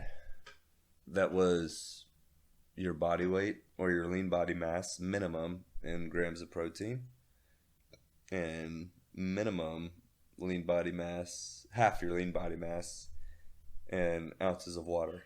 No alcohol, no sugar. Those were kind of the 4 rules. And everybody made improvement. Everybody. Yeah. If you stick to that for 65 days, there's no way you won't improve. Yeah. And most people start off as like, oh, I can't eat that much protein. In the back of my head, I'm like, that's not a lot at all. I always find that odd. I feel like hitting the protein number is super easy for me. Yeah, it is. And, well, it is for me. For me personally. For me, for people that have a lot of experience in training, nutrition, whatever. Like, that's what they study. That's another big thing I got to remind myself is, like, you do this all the time. You're dying over there. I know. You got water, you're good. And Sprite. Throat's dry. It was the pineapple jalapeno. Shout out to Joe Rogan and the Flaming Joe Killcliff spicy pineapple flavor. It's over here, got him choked up. That's rough. I gotta do this for a living, and I gotta remind myself, like, a lot of people just come in here for an hour, and they're not trying to learn every single detail. They're just trying to have a good hour of their day. They just want to make that 1% better. And, you know, if I've told them the same thing over and over and over again, it gets repetitive, but that may not be the highest priority in their life. And you got to respect that. But it kind of comes to an issue when then they're complaining about that thing. Yeah, that's the and they complain about that thing over and over again, and you're trying to fix it. It's just back and forth, back and forth. So then it becomes all right, how do I connect with this person to make it better? I'm going to blow my nose real quick. No, you're good. I'll hold it down for you. All right. So earlier I was saying, I was asking them, like, what are some of the things that they offer? And I guess the easiest way to put it is that, look, there's something at this gym for everybody. Whether you want to do CrossFit classes, you want to be in a group setting, you want to get a good workout in, 60 minutes out of your day, you want to get a good workout in, you can do that. You can do just open gym where you come in, you just use the equipment that's allotted there, where you got air bikes, rower, barbells, a full rig, squat racks, bench press, the whole 9 yards. Then you can also, there's multiple coaches there that are super talented, where they have experiences in different things. They can do personal programming, whether it's bodybuilding personal programming, CrossFit, any of those things. Like, there's something at this gym for everyone. And boom, he's back. He's back. Hopefully I can survive. Man, my allergies been kicking me since Monday. Everyone woke up, at least for me. I talked to 3 different people, all woke up this morning and just instantly just felt like crap. Like, I woke up this morning, my throat hurt.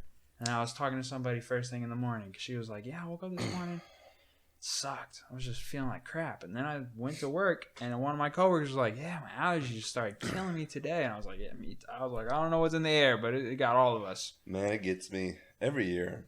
It's typically about a week. And then there's some years that are just way worse. Yeah. I usually get 1 week where it's death. Mm-hmm. For a whole week, it's just, I can't do nothing. I can't breathe, barely talk. It's awful. She's the look on her face right now. Disappointment. Oh, she is so mad. She's trying to figure out why there's all these people in the apartment and not one person is paying attention to her. She is so hurt right now. Like, the look of irritation. Oh man, yeah. If looks could kill, yeah, she's killing somebody right now. Fuck, where were we? What were we talking about?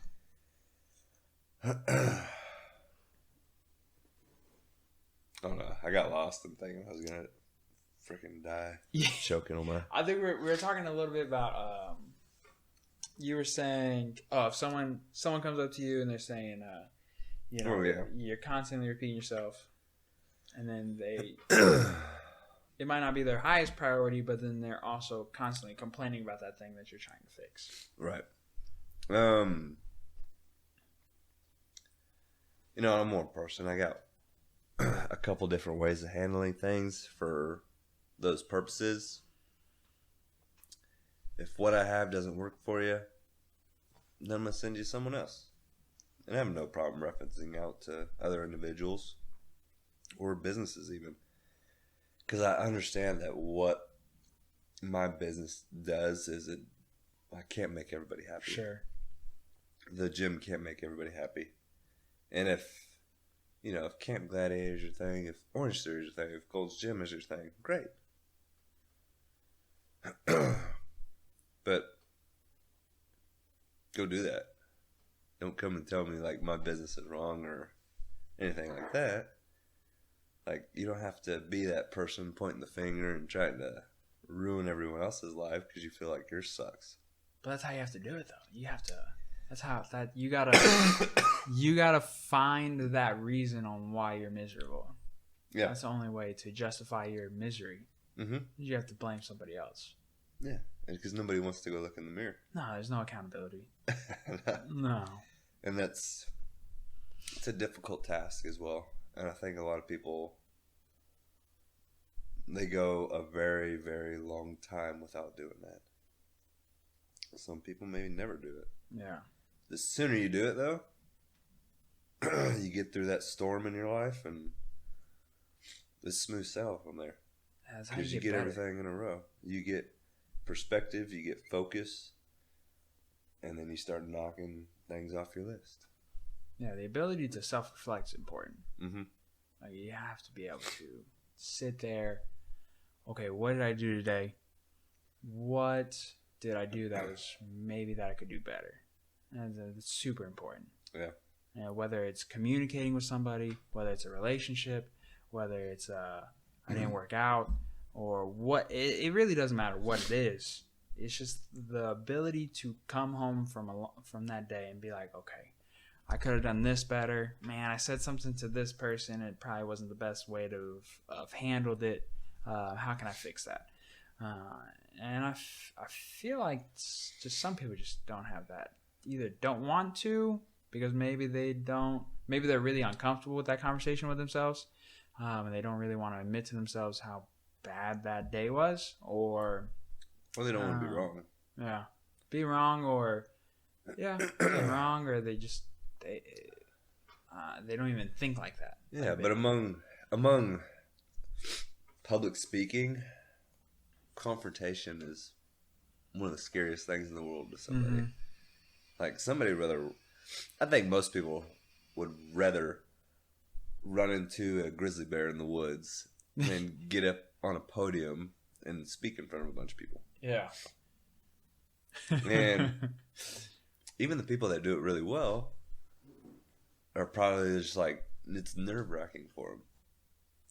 But they end up doing it so often. Just like anything, you practice. You get better at it. You get comfortable with it. Mm-hmm. Yeah. No, it's like anything. You have to continuously do something in order to grow at that. Like, there's very little things or very little people who can do something who are exceptionally well at it on the first try. Yeah. Or at the very beginning. Like, everything takes time. There's always a process. And the biggest thing for me is being patient and enjoying the process. Those are the two main things that I'm working on, especially patience. I'm not a very patient person. Yeah. Very much so, like, now. Like, I want to be better now. And things take time. Like, constantly dealing with my back. That's been something that it takes time. And I'm finally taking the time to do it. And I feel so much better. Mm-hmm. Did the workout yesterday, the Thursday class with the deadlifts at 225. And that's something that I haven't been able to do for a while without dying the next day. Yeah. Feel great today. Awesome. So that was good. And I did the sets unbroken too. So that was something that I was proud about. It's been a while since I've been able to touch and go 225 and not feel like shit the next day. Like, damn, why did I do that? So that's something that I'm working on, is being more patient, enjoying the process. And the biggest thing is always just doing the little things. Just do the little things, doing the core exercises. Warming up. Yeah, warming up. And that's another thing. So that's one thing. I was talking to one of the girls from Muay Thai, and she's starting her personal training, and she wants to kind of get her Instagram put together. And I was telling her something that a lot of people that don't do, that you and Bethany in particular do very well, is y'all post the non-sexy stuff. Like, mm-hmm. Y'all post the warm-ups. You post the stretching. You post the core work. You post the foam rolling. Y'all I'll post those things. You're not always just posting a PR, or you're not always just posting a super fast time for a WOD, or whatever it is. You post the non-sexy stuff, and I think that's super important because we constantly follow these ginormous fitness people on Instagram that have millions of followers, and it always seems like you don't ever see them warm up. You don't ever see them stretch. You don't ever see them do those little things, and it's very easy for someone who's just trying to start to work out be like, oh, well, it's clearly not important because they didn't do it. When they did spend 30 minutes doing it, they just didn't post that part. Yeah. And I was telling her I think that's something that people can do that separate them from the rest, that makes them stand out, that makes them more genuine, more authentic, is posting that stuff. Like as simple as Bethany posting like all of her like toe spacer stuff or the footwork, or all the core exercises. The same thing with you, always posting all the core exercises. That stuff's super important and something that everyone neglects. Everyone neglects. I mean, it's because it's boring. Yeah. It's not fun to do any of that stuff. Well, it's a bridge to what people are wanting to achieve. Mm-hmm. And they see all those athletes crush PRs or huge lifts or fast times or whatever. And that's one thing I want to get better at. Well, for me, once I get my nutrition back to where it should be, is post more about meals, because I think that's missing one out of there. Yeah, that's another thing too. And people don't get it, but they heard like Matt Frazier talk about on Joe Rogan, eating a Snickers. Yeah, I eat Snickers and beta-alanine and like triple the potency of a normal Gatorade. Yeah. And I've already seen people doing that, and I'm like, you're not training at the same level. Yeah, exactly. You're not. This guy trains for 4 hours a day. Yeah. Yeah. You're doing maybe 90 minutes. Yeah. There's a big difference. This guy also carries double your muscle mass. Mm-hmm. His body has built up to that. It's it's like a locomotive. Like, you got to keep shoveling the coal in. Yeah. Get a bigger engine, you got to shovel more coal. Yeah. Like, again, back to supply and demand. You got more demand, you got to have more supply. Absolutely. You can't just oversupply little demand. That's going to give you the opposite effect of what you want. Yeah. Because I guarantee if you have 8,000 calories a day, you're probably burning 3,500 tops. Man, then you're going to have some bad side effects. I don't even know if people burn that much. And so I just started wearing my Whoop shirt. Probably about... I'd say most... Maybe 2-3 weeks now. 2 weeks. About 2 weeks. I've been wearing it. And even on the days where I work out a Streamline in the morning, and then I do about 3.5 hours of Muay Thai at night, it's still maybe 2,800 calories it says I'm burning, which I think is still, I think it's low. Yeah, that sounds really low. I think it's still a little low, and I think it's still calibrating because I walk probably 4 to 5 miles at work easily. Yeah. And then especially this weekend, I'll probably do 7 to 10 miles off each day this weekend.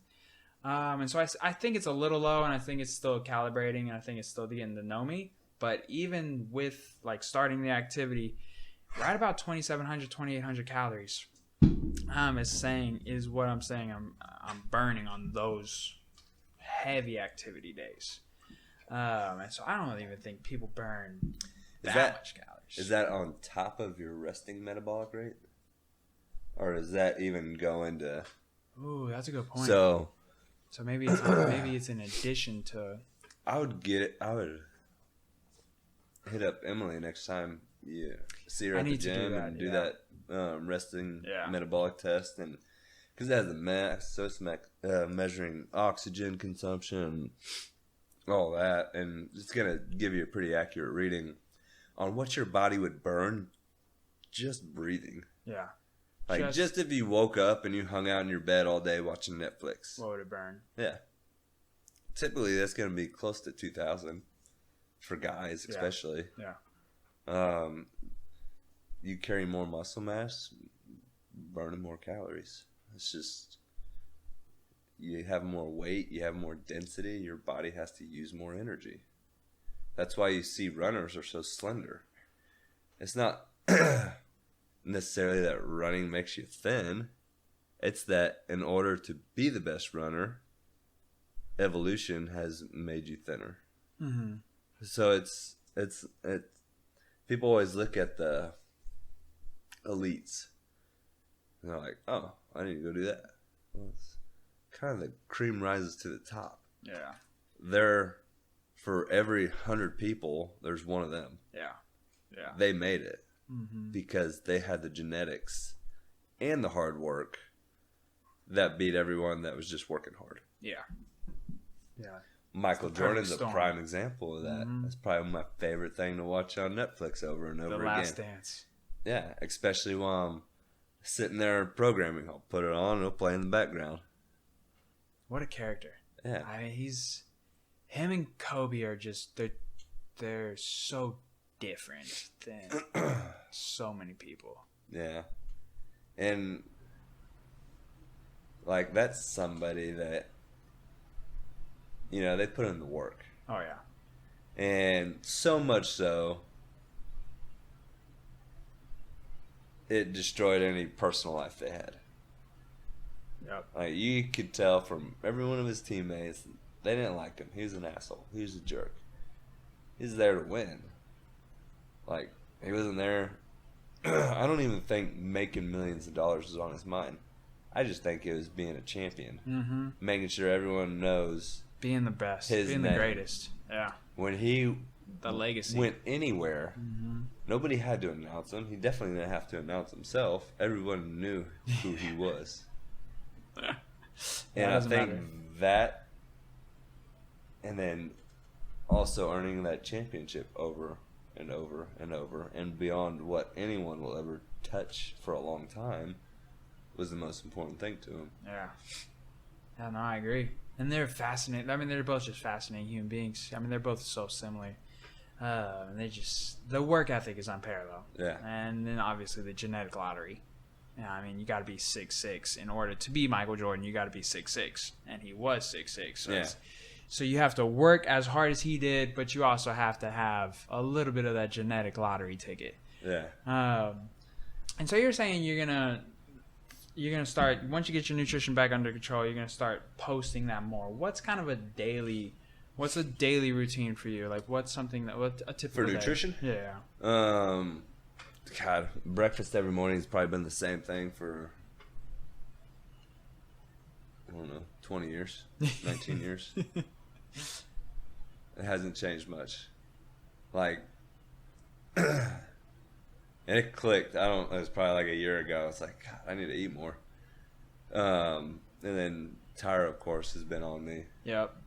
She's been for helping the out. last 6 months or so about it. And, like, that's honestly kind of what I needed. It was just accountability. Mm-hmm. I need somebody to be like, Gotta eat more. yeah, Yeah, 'cause hold yourself to that level. You're getting bigger, which is terrifying. Yeah, I put on, I think 6 or 7 pounds. It's like 4 months, 6 or 7 pounds. And it was kind of just the start to it. And for somebody through my childhood was a heavier kid, I've been the same weight since 4th grade. Yeah. And I grew into my body a little bit more in high school. Yeah. But, like, looking back at it, I put on weight easy. And then now it's like, God, cramming down 4,000 calories a day. And I can barely put on a pound. And I'm like, well, can always eat more calories. Right, just continue to eat more. And that's really what it is. It's just, to some level, is it going to be paleo or keto? No. I ain't gonna Yeah. go through that much stress. Yeah. Trying to, and it's unnecessary too. Like, I'm gonna have rice. I'm gonna have cereal. I'm gonna have a ton of potatoes. Mm-hmm. Like, I'm gonna eat all the starches because that's gonna help me put on those calories. That's gonna help me put on the weight. And so my breakfast is right now 4 eggs and 4 ounces of egg whites. Okay. And then it's either typically a sweet potato, or on the days I'm not waking up super early, I'll do like protein waffles or oatmeal.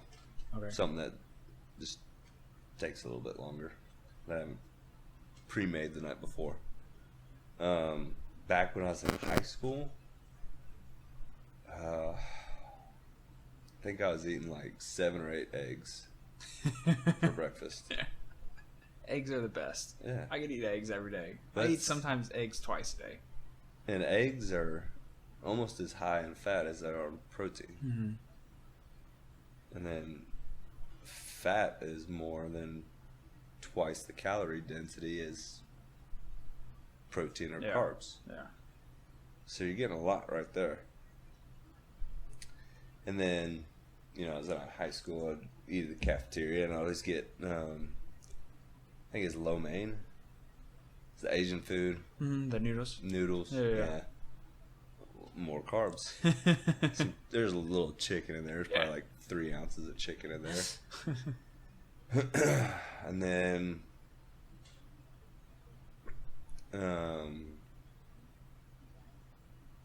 after school, it'd be like a pack of tuna and a peanut butter and jelly. And peanut butter and jelly would pretty much just to get the tuna taste out of my mouth. And then dinner was, who knows. My mom got home, she'd make us dinner. If not, we'd have more peanut butter and jelly or cereal or like DiGiorno or Can something. never go wrong with peanut butter and jelly. That's what I'm thinking about right now. So that was high school. Like, yeah. Real high carb. Yeah. Trying to throw in as much protein as I could all the time. Now I've got a more handle on it. And I mean, my lunch right now is typically either it's tuna or chicken, rice, and then dinner's kind of like the one variable throughout. So honestly, you could say it probably hasn't changed much since high school. It's just better quality. Yeah. And I know what I'm eating now. So there's maybe a little bit more vegetables, more quality in the food that I'm eating. Other than that, the only things that supplement really, or protein. Started taking creatine again like 4 months ago, and then vitamins. Got daytime and nighttime vitamins that I take. Anything in particular vitamin wise that you make sure to get? So I actually just partnered up with FNX or Phoenix not too long ago, but I really liked their sleep aid. Okay. And they got a casein protein that you can also take with that too. And the first time I took it, you know, we've been up at least once, mostly twice a night, Sure, for our kid. son. Yeah. And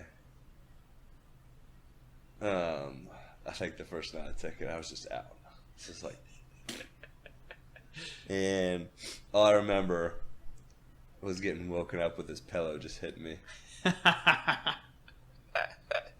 And my wife's like walking out the door. I'm like, oh shit, what's happening? So I get out of bed, and she's like, were you just ignoring him, or what were you like? a little fit over it. And I was like, oh, I was just passed out. Out. I didn't know until you physically assaulted me. But yeah, I mean, it's good stuff. And their protein's good, creatine's good. I mean, I think what I've really liked with them is their customer service and their quality that they have in their service to others too. Yeah. What sparked you to start taking creatine again?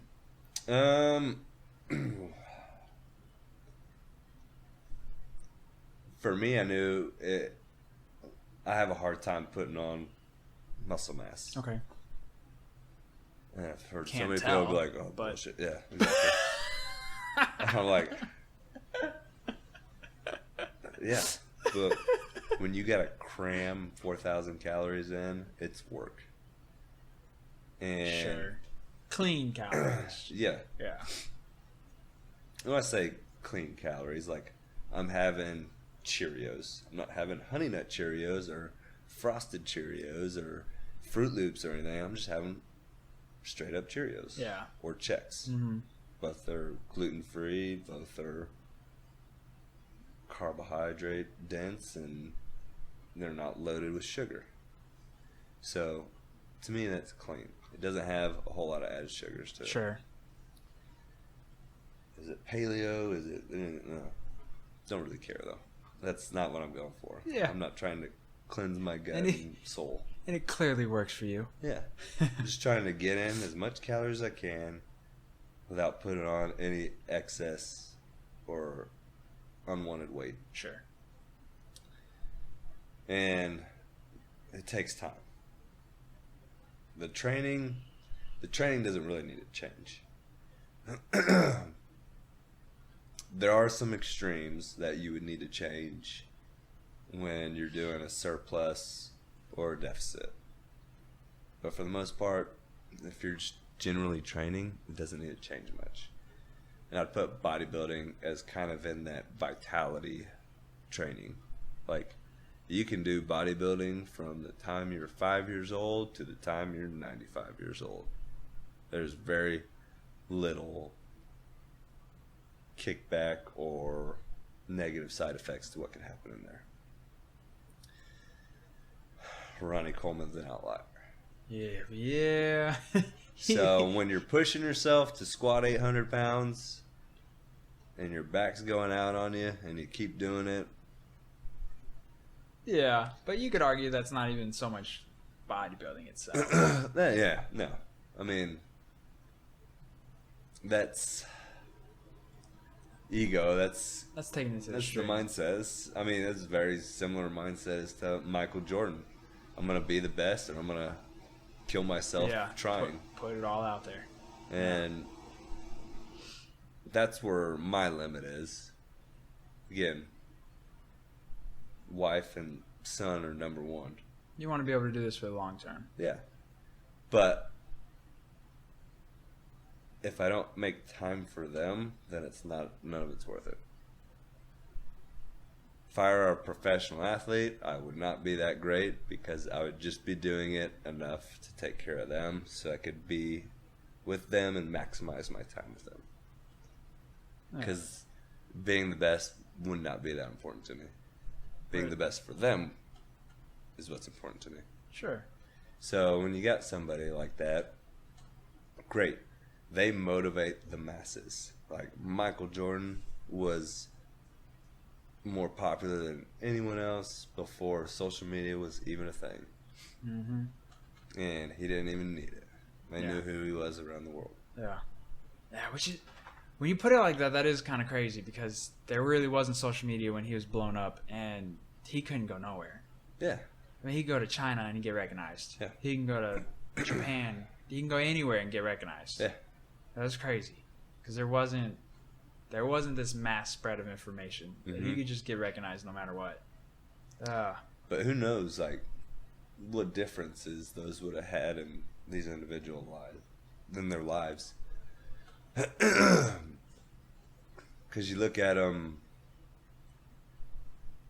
like NFL, NBA, they get trouble all the time for stupid things they say. Yeah. or they get caught on video doing something, or anybody for that matter.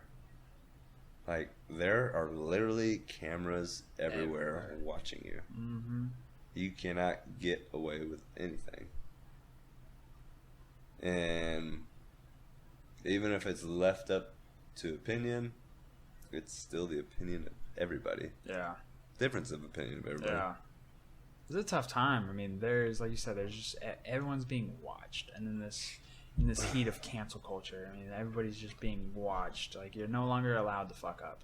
Yeah. Like, everybody has to be perfect. This utopia that we're striding for, the perfection of this perfect society, this perfect world. It's. Those are, again, those people that point the finger. Yeah. Trying to destroy everything around them because they've dug themselves a hole so deep they can't get out of it. Yeah, they're just not focused on themselves. Focused on everybody around They them. probably don't even know how to put down the shovel. Yeah. Yeah. And those, I don't know who gives those individuals any attention. Someone does. But it happens. Someone is. But it's kind of the thing with social media is every individual is their own news outlet now. Mm-hmm. So you don't have to get on CNN. You don't have to get on Fox. You can get on social media and then you got like 30 different views of what happened. Oh, yeah. Yeah, you go on, I mean, pretty much Twitter's news source at this point.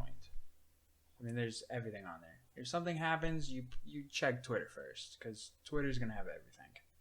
And pretty quickly. Yeah, but what people always fail to understand is you're only seeing what they choose to show you. You're not seeing the whole picture. Yeah. Just like CNN or Fox. They obviously have an agenda. Sure. They have quite the opposite agendas. Sure. But it'd probably be good for you if you're going to watch one, watch the other. Mm-hmm. And then make your own decision. Yeah. That's a good way to do it. Watch both. Yeah. But if you're sitting there, and it's hard to watch one of them. Sure. And I was talking about it with someone the other day. I was like, anyone on the outside of our country looking in through our news media probably thinks we're like at a civil war right now, or we're falling apart because all they ever show are riots or things are on fire. You know, pretty much a lot of the riots have been focused on all these things, all these negative things happening. Like every now and then, there's this little glimpse of hope or some positivity, and it's just enough, I think, to keep from driving some people insane. They just sprinkle it in. I mean, they know. The media knows what they're doing. Yeah, absolutely. Yeah, they know what they're doing. Otherwise, they wouldn't be here. Yeah, they wouldn't be around anymore. Yeah, they're very good at what they do. That's why people love movies and drama. Like even they've started leaving little cliffhangers. So like we'll be back with. I just heard one and I forgot what it was, but they give you like 10% of the story. You're like, well, I don't want to hear what happened to it. But there's a story. It was I forgot where it was, but it was an officer first on the scene of a vehicle that had flipped over, had a mom and child trapped inside, and I believe it was the mom was partially trapped in the sunroof underneath the car, and didn't crush her, and he was able to get underneath the windows of the car and lift this vehicle enough off the ground that the mom could pull herself out from underneath the sunroof and being trapped under the car. I'm like, why is that not in news everywhere? Like, that's just amazing. Yeah. And should be a major highlight of our lives right now. Like, the selflessness, but then also the human body's ability to react under that type of stress and positivity come out of it. Yeah. Like, that's pretty awesome. Yeah, but it doesn't fit the agenda. It doesn't fit the narrative. No. And because you can't support the media can't allow supporting a cause but also highlighting the positivities of the other side either. And so that's like the fine line. Like you can't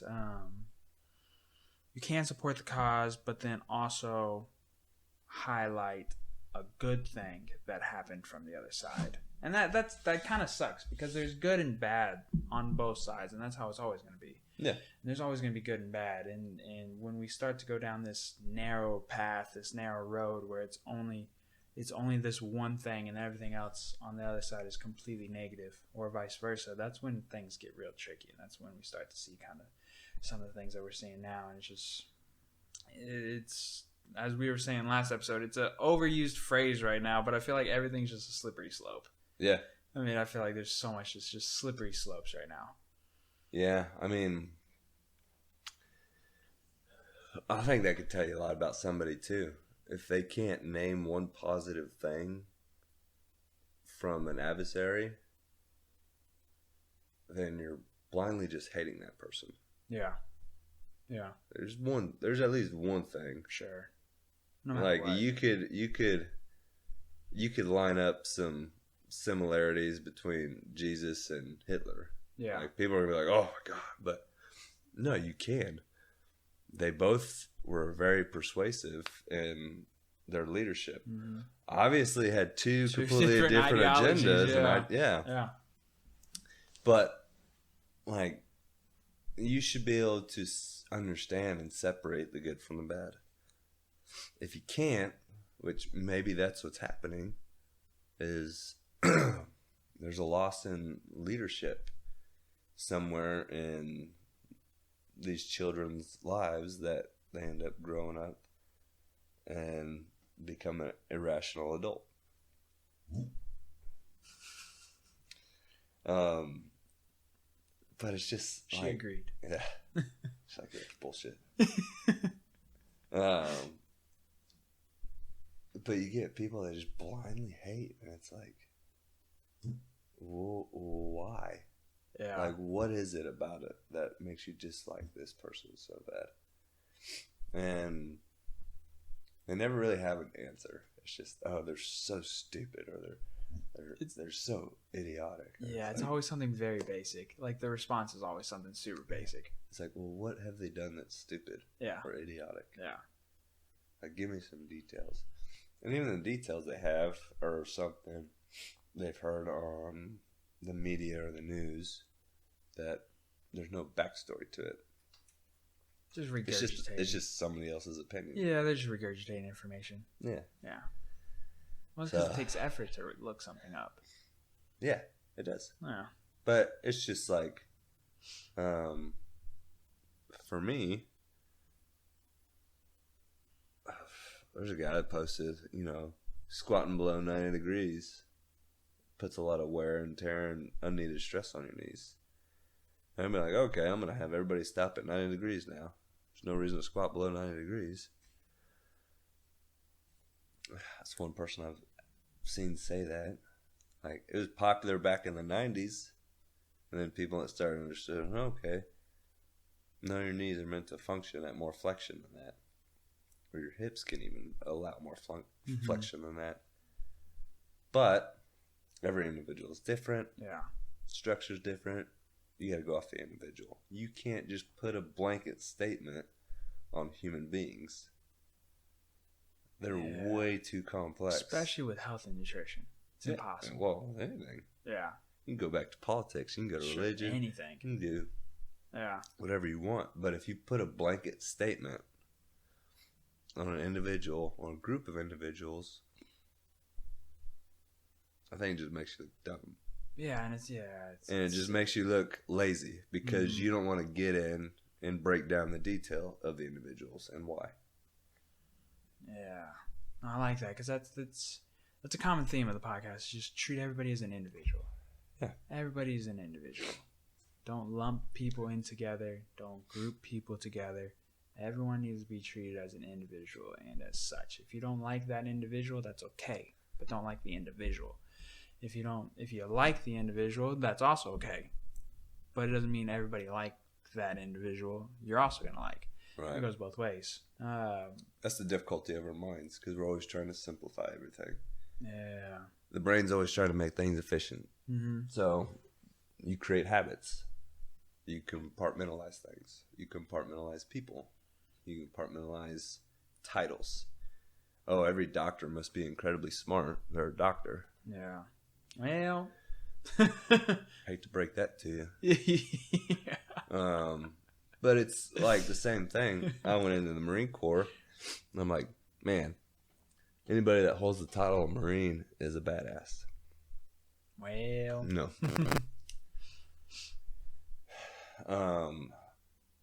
But that's, we want to simplify. We're trying to constantly make things easier on ourselves. Mm-hmm. Your ability to adapt to stress and react under stress is how well you're going to handle those situations.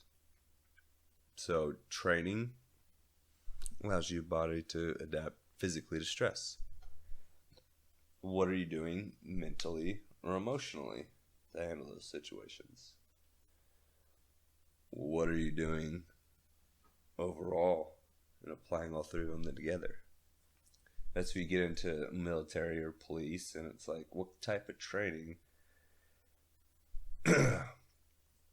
Firefighters, EMT, all those, anybody that's a service member or first responder in those situations, what allows you to stay calm when there's a building on fire, there's somebody bleeding all over the place, and then there's another individual running at you with a knife?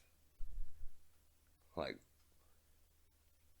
what allows your brain to dictate, okay, what's the number one priority here?